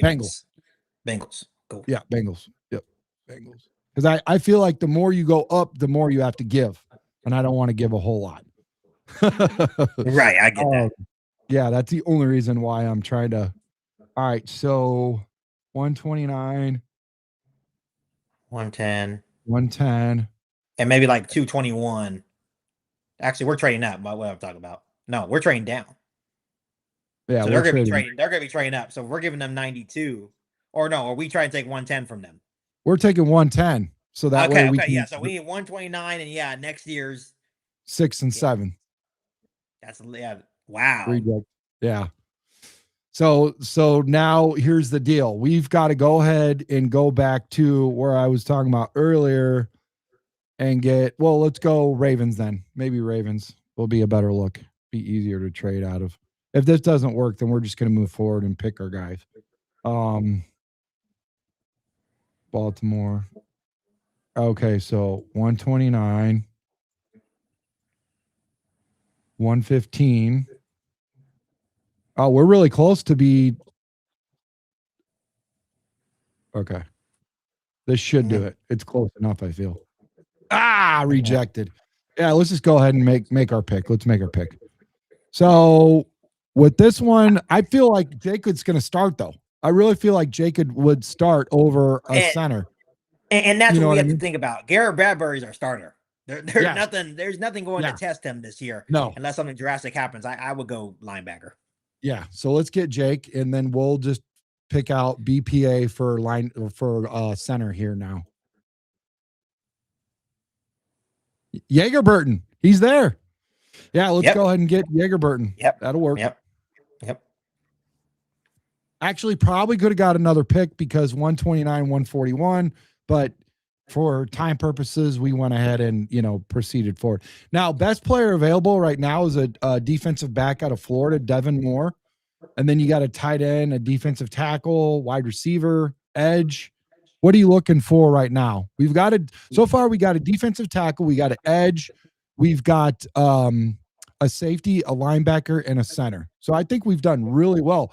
Maybe you're looking at a receiver at this point. You definitely could. Devin Moore would be an interesting look. Tyron Montgomery. Yeah. Like what school does he go to? John Carroll. What? I've never heard of it. No. Jordan Hudson out of SMU. He's 6'1", 200 pounds. He's out of 4-star rating. So 2.35 yards per run, meager drop rate. So he doesn't drop the ball a lot. You know, at this point, you're just looking for somebody that has a clear. He needs to be more of a consistent blocker for. And that's not going to work. No block, no rock. No block, no rock. Yeah, yeah. So look at Devin. I don't know. Maybe Devin Moore, cornerback out of Florida, 6'3". I like that already. That looks good. 200 pounds. Quietly one of the best corners in college football in 2025. I'm sold. That'll work for me. Yeah. 82.4 impact score. I mean, you know, we're just looking for a body at this point right now, this late in the draft, I'd say. You can't body. So, man, I'll tell you what, this is one of the best drafts that we've had on here, bro. This is solid. I like your work. You did some good work here, sir. I'm trying. Hey, and anyone that's hating on Cassius Howe, aka Erica, you know, I love to call out my people. You know, it's all love. It's all love. It's all love. It's all love. Cassius love 11.5 sacks in 2025. You know, and you have to understand. Once again, I've talked about it. We're going away from just the straight physical traits and then the on-field success. He's a speed rusher, right? Yes. It's a, you know, below average arm length, but I think in terms of getting after the quarterback and the first step explosiveness, I think it adds a very good dynamic what we already have on this defensive line with Montez Sweat and Austin Booker, in my personal opinion. Something different, and that's what I like about it. Let's get Noah Whittington, the running back out of Oregon, because I know the Bears fielded him, and it sounded like he was a pretty good utility guy. You know, good blocker, good run, and good hands too. And Ben Johnson already said that he would love to add a running back every draft. Okay. Ooh, now that is a nugget I have not heard yet. So thank you. Yeah. So here we go. So we got 1, 2, 3, 4, 5, 6, 7 picks, man. But we got some solid picks here. Caden McDonald, Cassius Howe, Lewis Moore, Jake Galladay, Yeager Burton, Devin Moore, and Noah Whittington. I love this, man. Great work. Good job, man. Good job. And that's a good point, Erica. I would take Messidor instantly over Howell too, but Messidor was not there in this scenario. So yes, I am with you. I would take Messidor all the way. Yeah, for sure. So that pretty much finishes our show. That's about it. Is there anything that you want to add? You know what? Let's get around the horn and let's see what people are saying out there before you leave, because I know you want to talk to the people today. Lewis says 62 today, 40 today for the weather. He's giving us the weather. He's in North Dakota, so you know the weather gets crazy over there. So Lucky Guy says, Lucky, your jersey's coming. I saw your comment. Yeah, it's coming, man. Just give me some time. But it'll be there. Everybody that's in the chat, everybody by now has already had a jersey for me. They know they're solid. So if we draft a corner with any of the top 4 picks, I think Jalen Johnson is gone in 2027. Ooh, I don't know about that. I don't know. Yeah. Lewis, you remember when he bounced off the Green Bay player and messed up his helmet? Oh, he's talking about our running back there. Yeah. I saw that. I have one of those reels for him, man. The podcast group is awesome, bar none. I do remember he was running down the sideline, purposely turned into wreck the Green Bay player. The more tape I watch EMW, the less I like him. He's not sudden. Mm-hmm. What's your take on that? Do you still like EMW or? I do like the measurables of him and what he has to offer. Could definitely fill in at the strong safety. But yeah, Deanna is definitely my top choice for safety. I think EMW would be more of a reach at 25 for the Bears. Personally. Okay. Lewis, thanks for the super chat. Appreciate it, man. And he says to you, thanks for joining us. Yeah. KOTM, if you're the GM, would you consider trading back from 25 for more picks if no one is available that you like? He did say yes to that earlier. So, Messidor, Thienan, Tyson, or EMW at 25 is what she said. Nice. And then Speedy Carter says, agree with Erica. Love Messidor too, but he's 25. And I'm okay with 25 because right now you need a guy that's going to be an impact player, and I feel like a guy that's older potentially might be more seasoned and more ready and more mature and ready to go. So that's a take I would have on that. Exactly. I would trade back only up 6 spots if Peter Woods or Thieneman isn't there. I mean, that's a good take, I would say. If you really want Peter Woods and you think he's the guy that's going to move your line and turn him into a lot better product than last year and not get ran on, then I would definitely take Peter Woods and trade up for sure. But you don't want to give away the whole farm, If we get BPA, I'm not mad. Our coaches are elite. Hey, that's a good point too. Yeah, Coaches matter. It's very important, man. Parker is a dog. I'd like him. Or Woods at 25. Can't go wrong with Woods either. It sounds like a lot of people are in on Woods, man. Yeah. You touched on him. You definitely said you would take him over TJ for sure.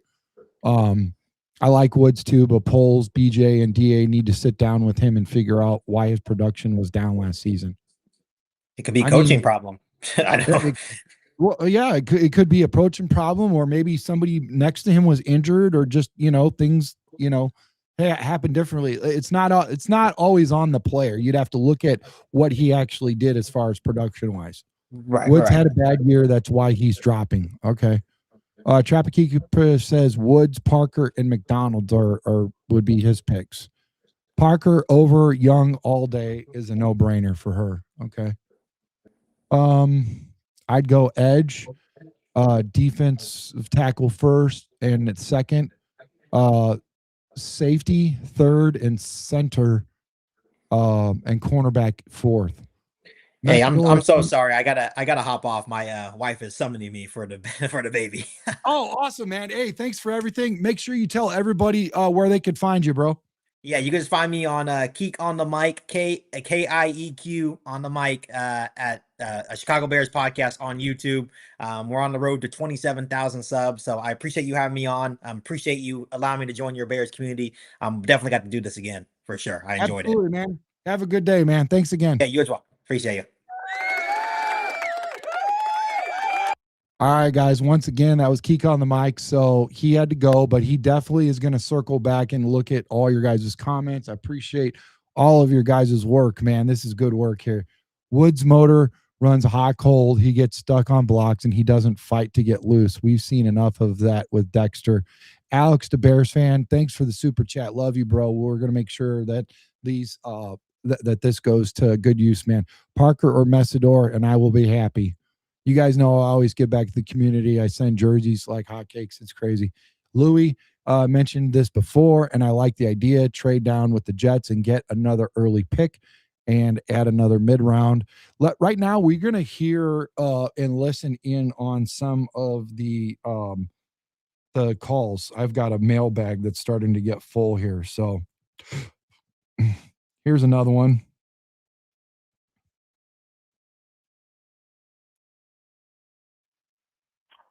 Hey, Trax, this is in North Dakota.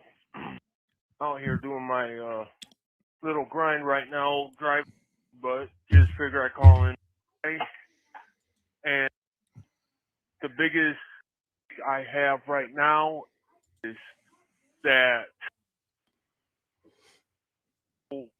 the expert, air quotes, got us falling back.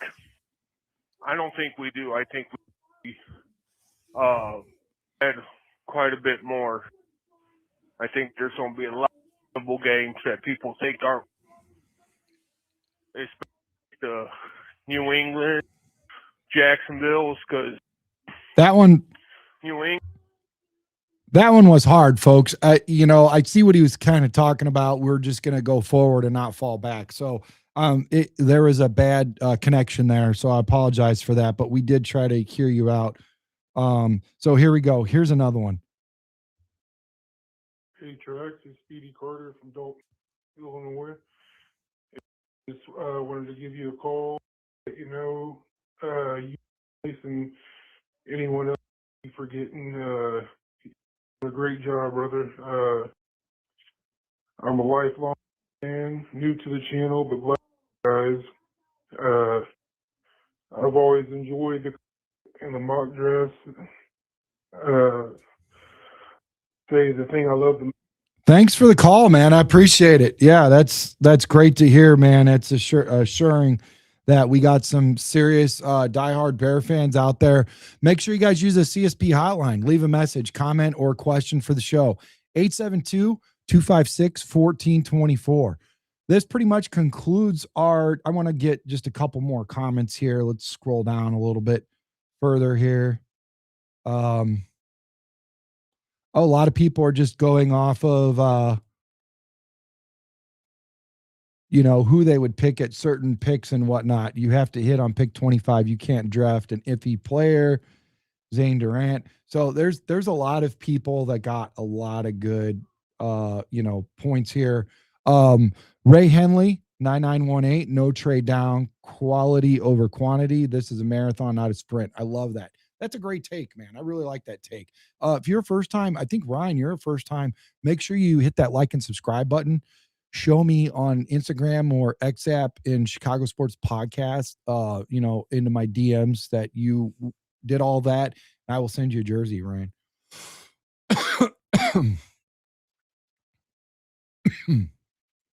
A lot of good takes here. I like what you guys are putting out here. Swaggy McNolegs, Bears going 20-0. I like that. That's awesome. That would be great, right? Tyson too old and skinny. Okay. 11-6 from Alex. I like that. No to McDonald's, she says. Yes to McDonald's. Bears Capo. Whoa, classic episode. Thank you, Bears Capo. Appreciate you, man. That's awesome. Swaggy McNoleg says Cassius Marsh. Oh, he's on that so far. Eric is a Caden hater. You guys are awesome. Terrible draft so far. Cassius Howell too small. Oh, wow, Ryan. Come on, buddy. Giggity. Zion is projected mid-second. You guys want to do another mock draft? Let me know. I'll do another one with you. I'll run it back so you guys can do this mock draft. What's up, Icecraft? Speak of DJ Moore, I really believe that he was the best chance of going to the Pro Bowl. I like that. That's a good take. I really think he did a good job. I like Logan Jones. I do too, Speedy Carter. I would have taken center with last pick. Okay. I believe Sutton was taken already. Okay. Iceman, probably true. He will probably go in the later second round. Okay.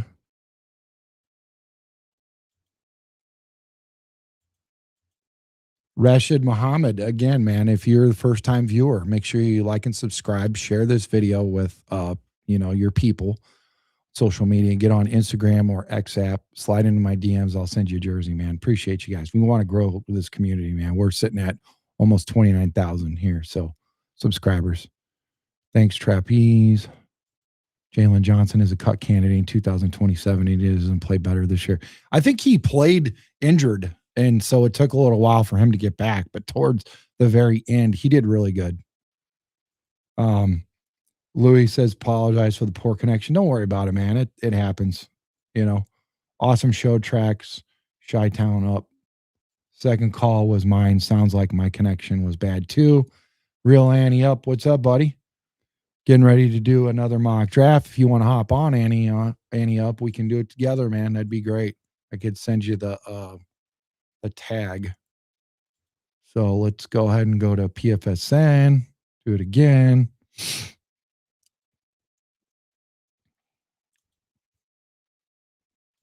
Chicago Bears. And then share it.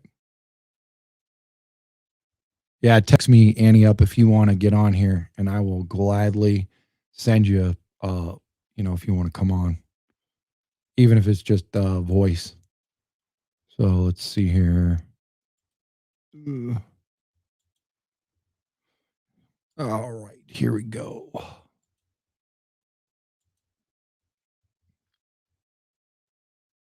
All right, there we go. Now this mock draft. It's got to go fast, guys, because I got to get out of here. But I want to do one more with you guys, so you guys get an opportunity to run it back. You know, we like running it back here. You know what I'm saying? So here we go.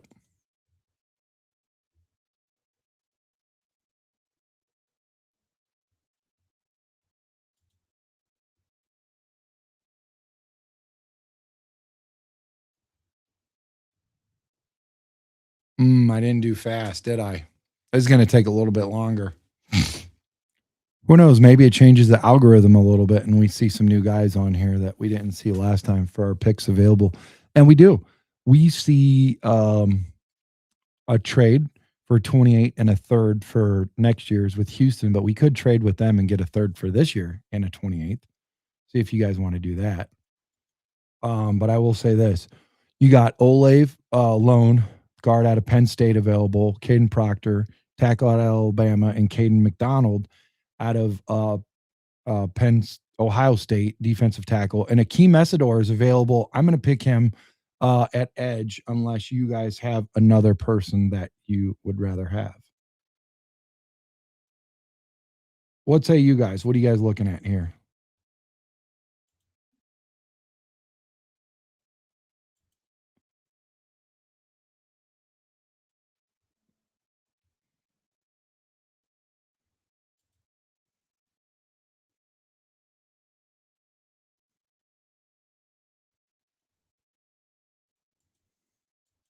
What do you guys think, man? Talk to me. Talk to me.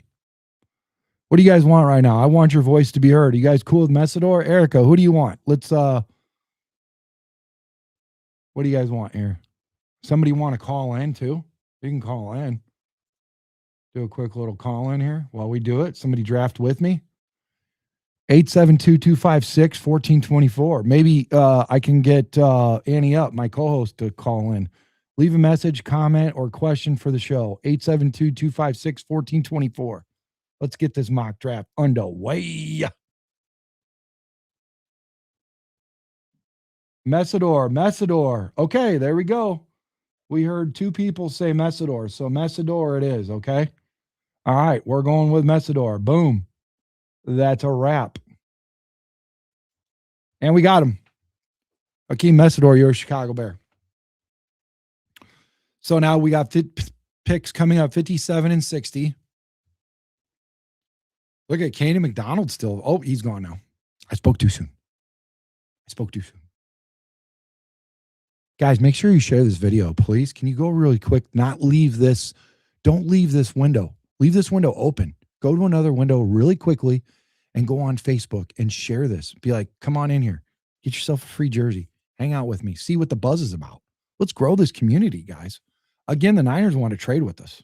I'm not mad at that. Let's go back. Let's see if we can counter. And yeah, let's see. Are they going to give us?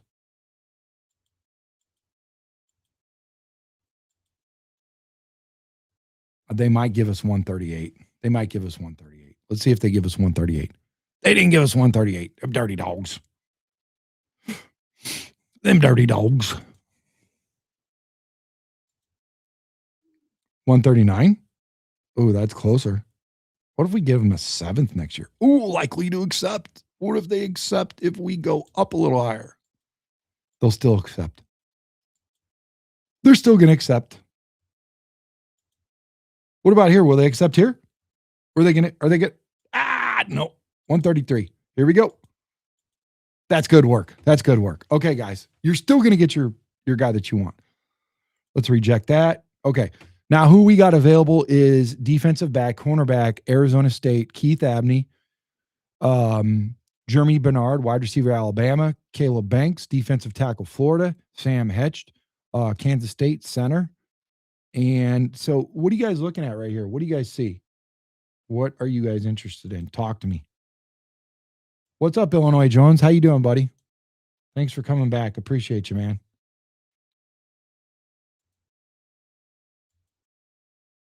Young is a typical Colts pick. Messidor is a dog. Come on, Annie, up. Make that phone call, buddy. Make that phone call.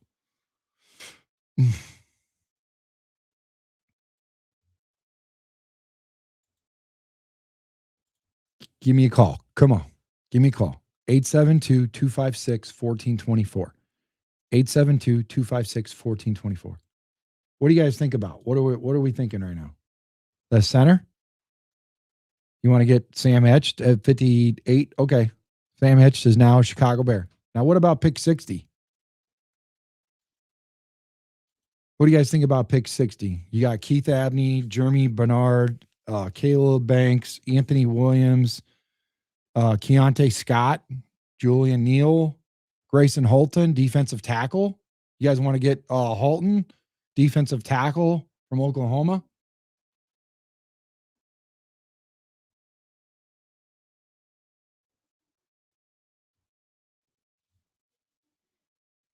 What are you guys thinking?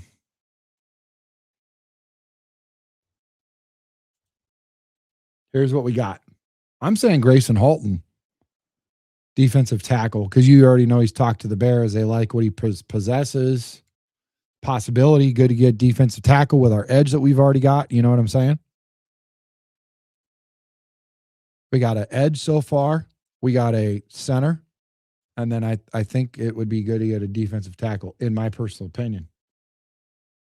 Where do you guys land on this?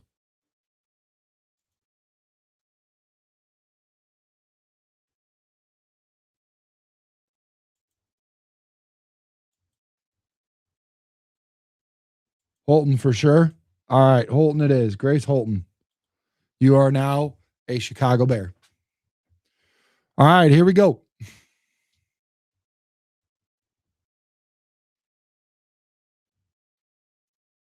Coming up on the next pick here, pick 89. We're going BPA. Caleb Banks is still available. He just finally got picked up. That should tell you a lot about what's going on with that guy and that foot injury. We're not trading with the enemy. What do you guys think here at pick 89? You got Keontae Scott, defensive back. You got a tight end. Darrell Jackson, defensive tackle. Offensive tackle, Drew Shelton. Tight end. Running back from Penn State. Wide receiver. Cornerback. Tight end. Tackle. Running back. Guard. Edge. Where you guys stand? Where you guys land on this one? Let me see. Let me get over to the comments.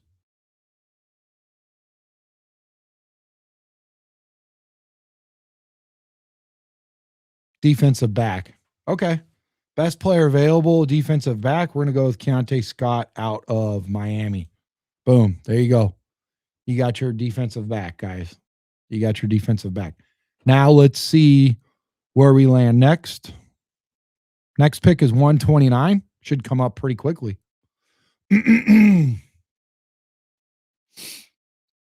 We're having a pretty good draft. I say we address linebacker for sure. Otherwise, this is going to get really bad fast. I don't think that we're completely locked in on linebacker for sure. We're one injury away from being very lean there.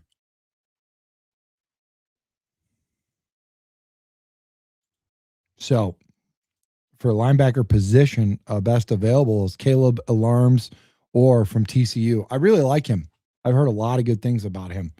If we're going to get a linebacker, I say we go there. But let me hear what you guys say. What do we need to get now? What position are you interested in?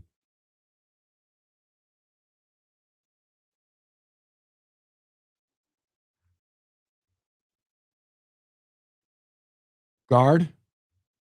You guys want to look at guard? Okay. Got Jaredon Roberts out of Alabama. I'm not mad at that. What about tackle?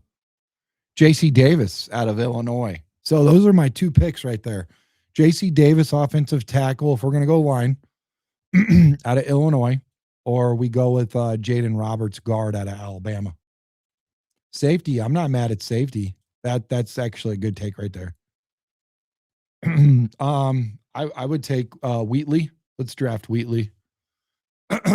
So now we're at 133. We can go to linebacker now. Caleb Owens, we'll grab him. We got our safety and we got our linebacker. We got our defensive tackle and we got an edge. They're all picked up in this draft and a center. So now we just wait for pick 239. We got 2 picks left, guys. We got 2 picks left.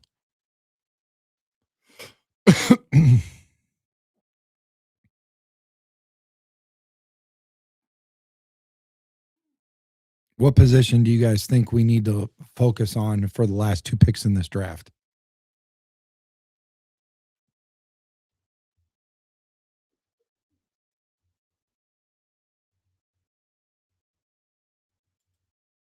So far, we got edge, center, defensive tackle, cornerback, safety, and linebacker.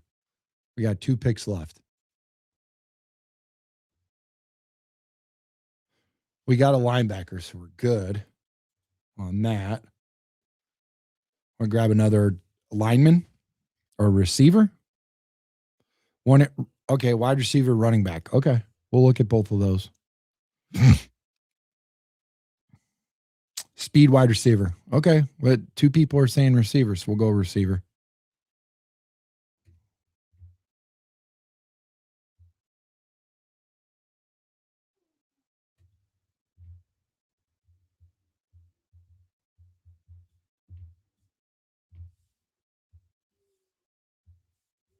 Again, we're going to do right after this show, we're going to do our raffle. We got a Devin Hester autographed football. We also have a Caleb Williams Funko Pop, and we also have a shirt. So those are the 3. I'm going to reject this one. We're just going to pick. So hands. Speed. He's got long speed. He's got good blocking. We'll go pick this guy. Oh. All right, so we got a speedy receiver. Now we're going to get a running back. And get Noah Whittington again. All right, so that's our draft. We're done. That's our draft, man. You guys did a great job. So we're going to get ready to get into our lottery now. All right, we're going to get into the wheel of names.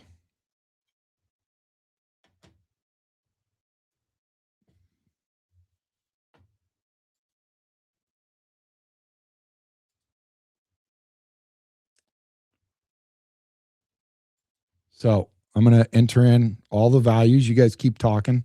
I'll get these names in here for the first one. And then the next one is going to be 2 Mike Singletary autographed jerseys. We had him on the show, so you guys know.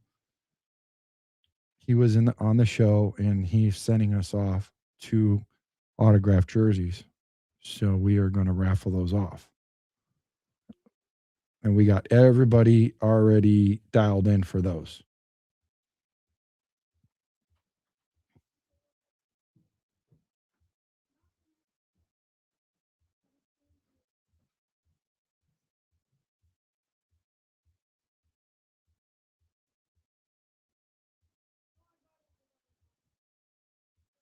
One second. I hope you guys enjoyed this show today. I had a really good time with Kieq on the mic, man. I thought he did a great job. I really love watching his shows. This guy's very talented, and you could tell he's a diehard Bears fan, just like you and I are. He puts a lot of work into it, too, a lot of prep work. So he does a really good job. All right, so we got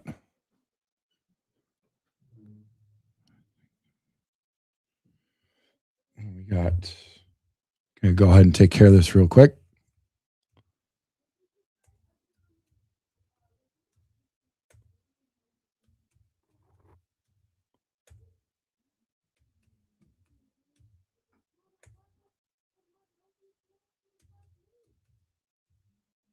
Chicken wings.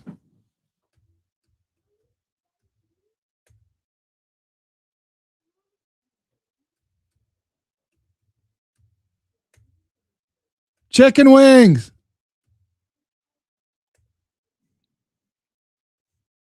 All right.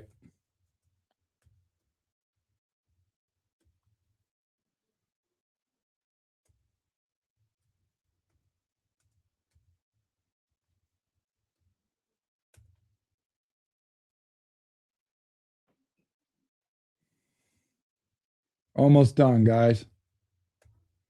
Almost done with the first one. Just putting the values in real quick.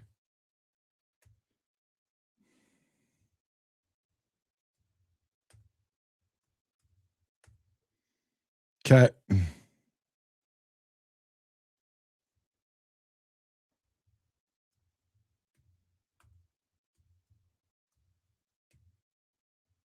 Oops.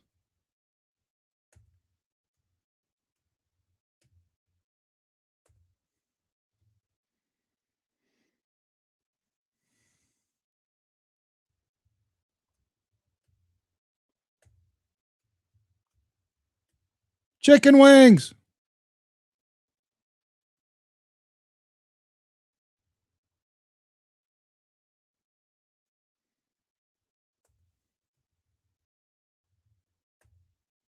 All right, we're done. We got all that. Now we're going to shuffle it around.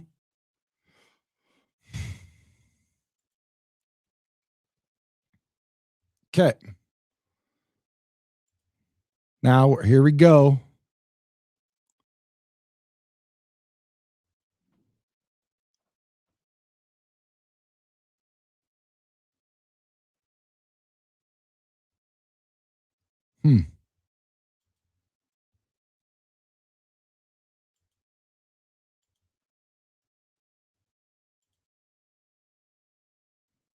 Give me 1 second.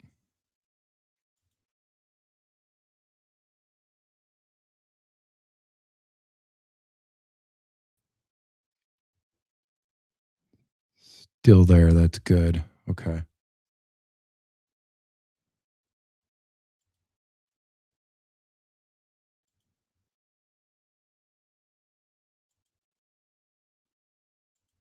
Share screen.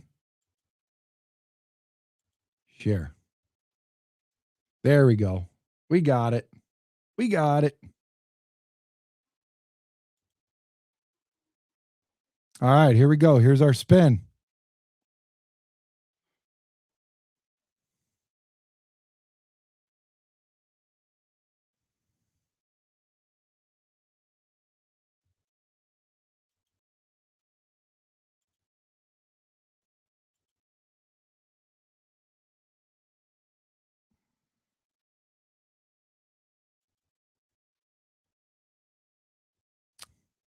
Okay, click to spin. Here we go. We're going to go 3. Lewis.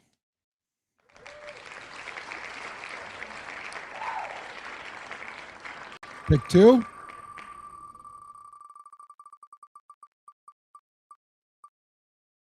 Mabel.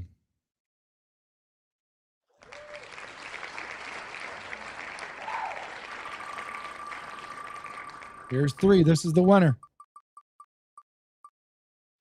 Lewis. You just won a Devin Hester autograph football. There you go, Lewis. All right, now here's for the Funko Pop. This is going to be 2. We're going to do 2 spins.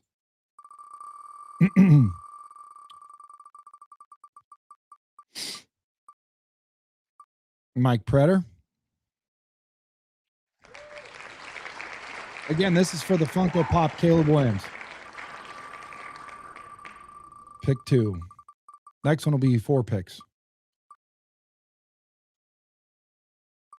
Mike Prater, you won the Funko Pop, bro. Caleb Williams Funko Pop. All right, now let me go ahead and get this set up. I'll put the names in for the new raffle. Make sure somebody gets all those names down and what they won. Again, so that's Lewis. you just won the Devin Hester autograph football. Mike Prouder, you just won the Funko Pop. Okay. And then the third win is the t-shirt. So here we go. Here is the last one here.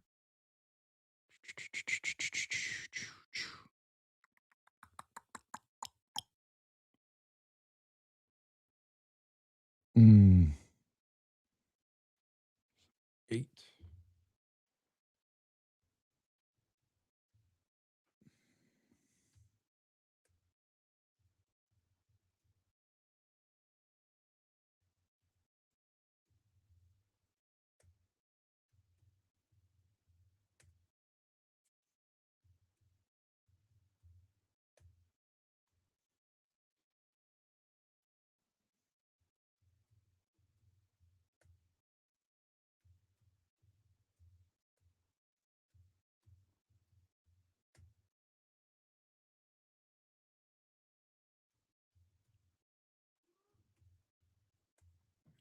Okay. Okay. And then Tom.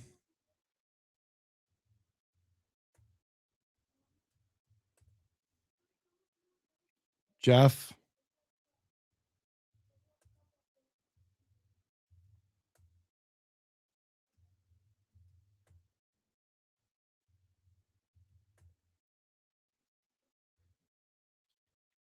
Sean had 4.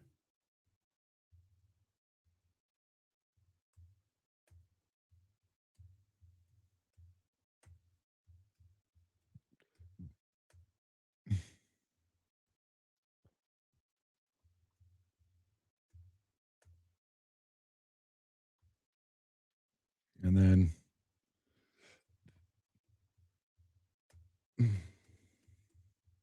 all right. Now we'll shuffle all those up.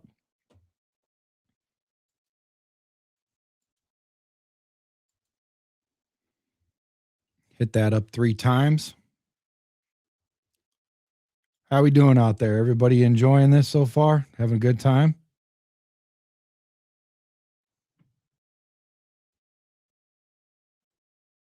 Who got the shirt? I want to know who got the shirt. Here we go. Here we go for the last raffle. Let me know who got the shirt. All right, here we go. This one's going to be 4, and then the next one will be 5.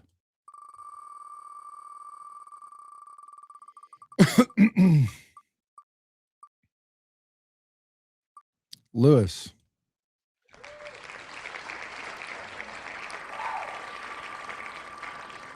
Pick 2.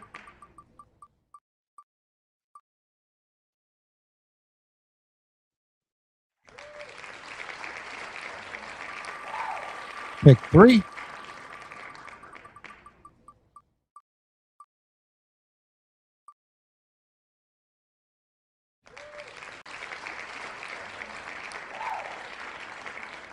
Pick 4. Here we go.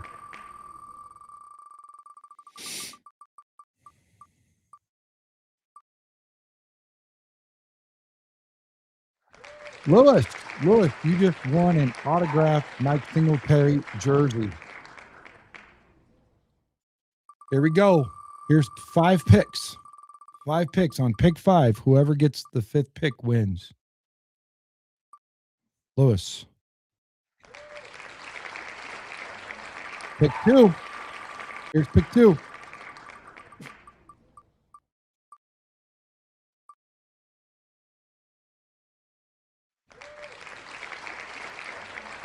Pick 3. Pick 3. Wimmy, shimmy.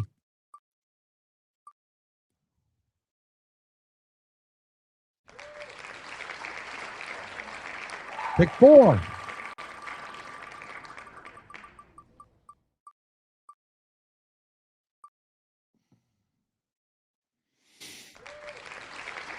And pick 5.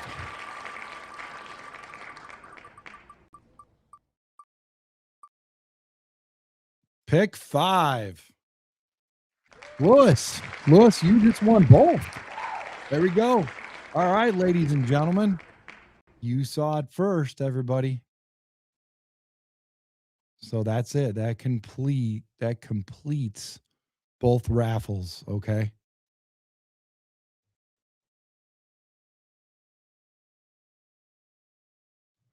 No winning for the shirt. No winning for the shirt.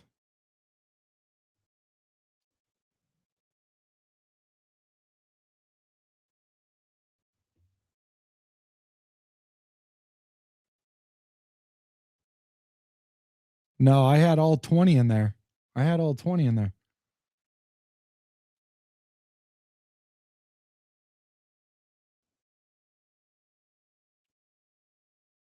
Oh, are you saying that Doug wasn't in there at all? Is that what you're saying, guys? I just put all Louis in there for the first 8. I didn't put 4 Doug and 4 Louis. So we got to do that raffle again. So let's go ahead and add that. Get back in there. Okay.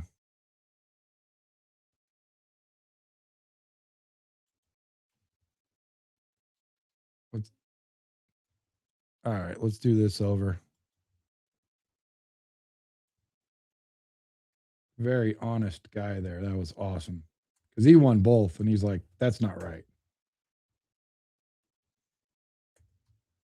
Usually I don't do these on the fly. I've already got them made up. So, but I got a lot going on right now with all this stuff. So I'm glad you guys are honest and caught it. That's why we do them live, folks, because there are errors.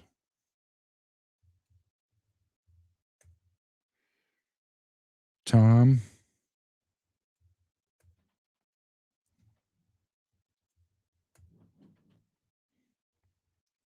Jeff had 4.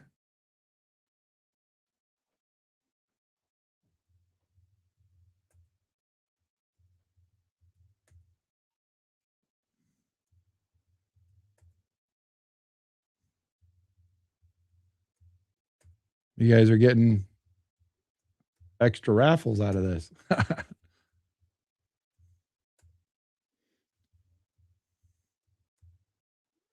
Extra bonus coverage.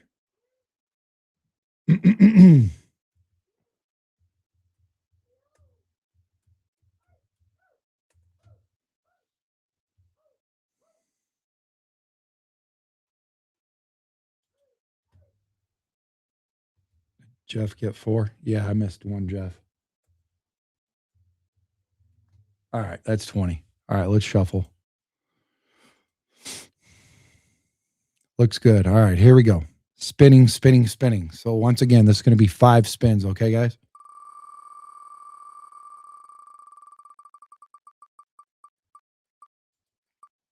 We'll go back and do the shirt one. Jeff's the first one. Oh, no, wait, this is 4. We're going to do the whole raffle all over again. 2.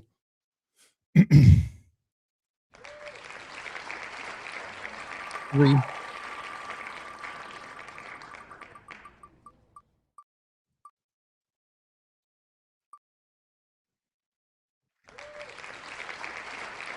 4th one right here. Here we go. This is for all the marbles.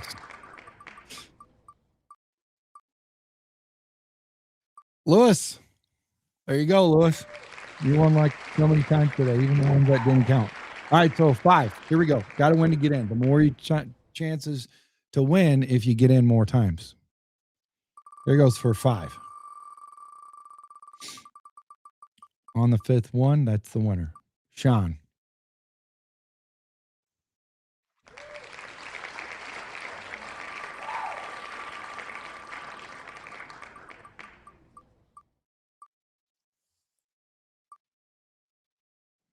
Two.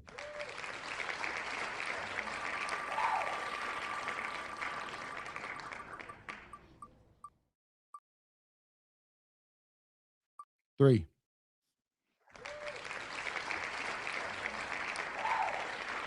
4.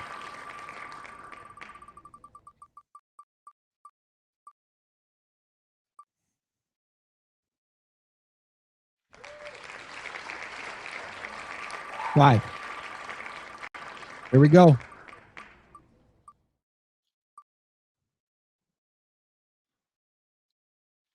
Lewis, one again. It didn't even change anything, except we did it right. That's what it changed. That's what it changed. So, all right, everybody, thanks again. Everybody that got in, congratulations. Now let's go back for the T-shirt. Let's go back for the T-shirt.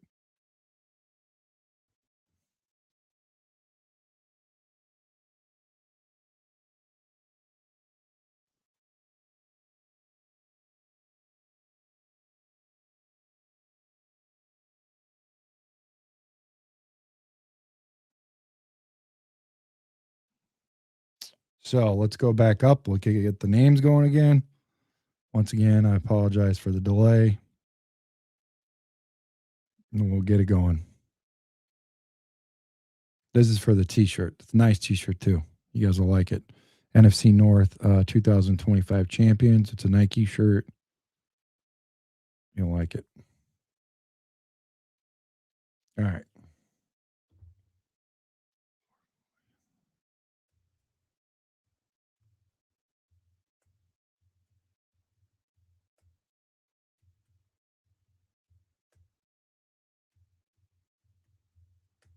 Okay.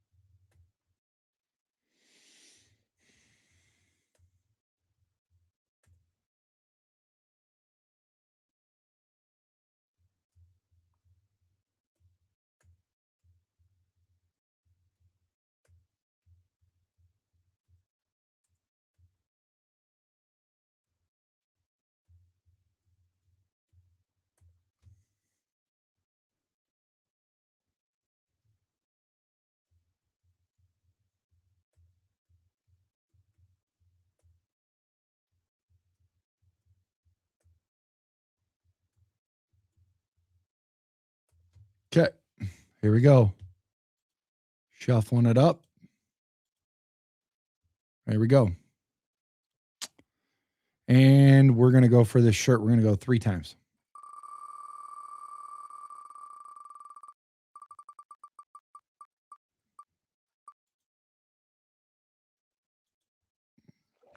There's Jeff for 1.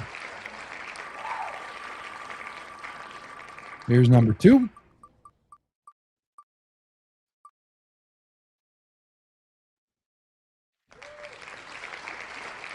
Here's number 3 for the T-shirt. Mabel won the T-shirt. All right. There we go. Okay, guys.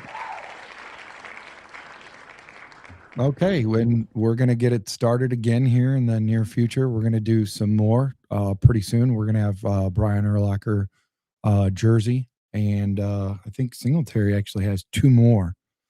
So maybe we'll do a couple more Singletary jerseys. So yeah, we'll talk about it. You guys let me know what you want. Okay, we got a lot of people coming in doing some amazing shows with them. So appreciate all of them helping us out. You know what I mean? Love having all kinds of our favorite Chicago Bears, our legends. So anyways, hope you guys have a great day. Hope you enjoy your day with your family and friends. Enjoy the day. Hope you guys' brackets aren't busted like mine is already. And yeah, be great today. And thanks again for hanging out with everybody. Again, everybody that's in our chat, if you guys want to be a part of this and you want to be a part of our raffles, let me know. Slide into my DMs on Facebook, Brandon Trex Hyatt, or Chicago Sports Podcast on Instagram or XApp, and I will get you in there and we'll do some more raffles. We'll have good times, okay?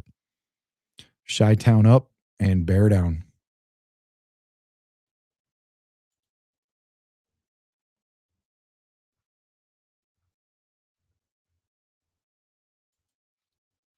Hops on the ice Red lights flash, goods in the summer, whole city mad. Traffic sick of tone, lingering for the sound. City ride with it, yeah, this our town. It's Chicago.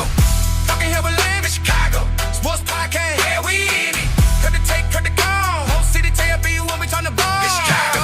Let's pay, lean in. Chicago. Sports podcast, yeah, this spin. Same heart, same code. Sports podcast, hey, let's go. Hey, let's go.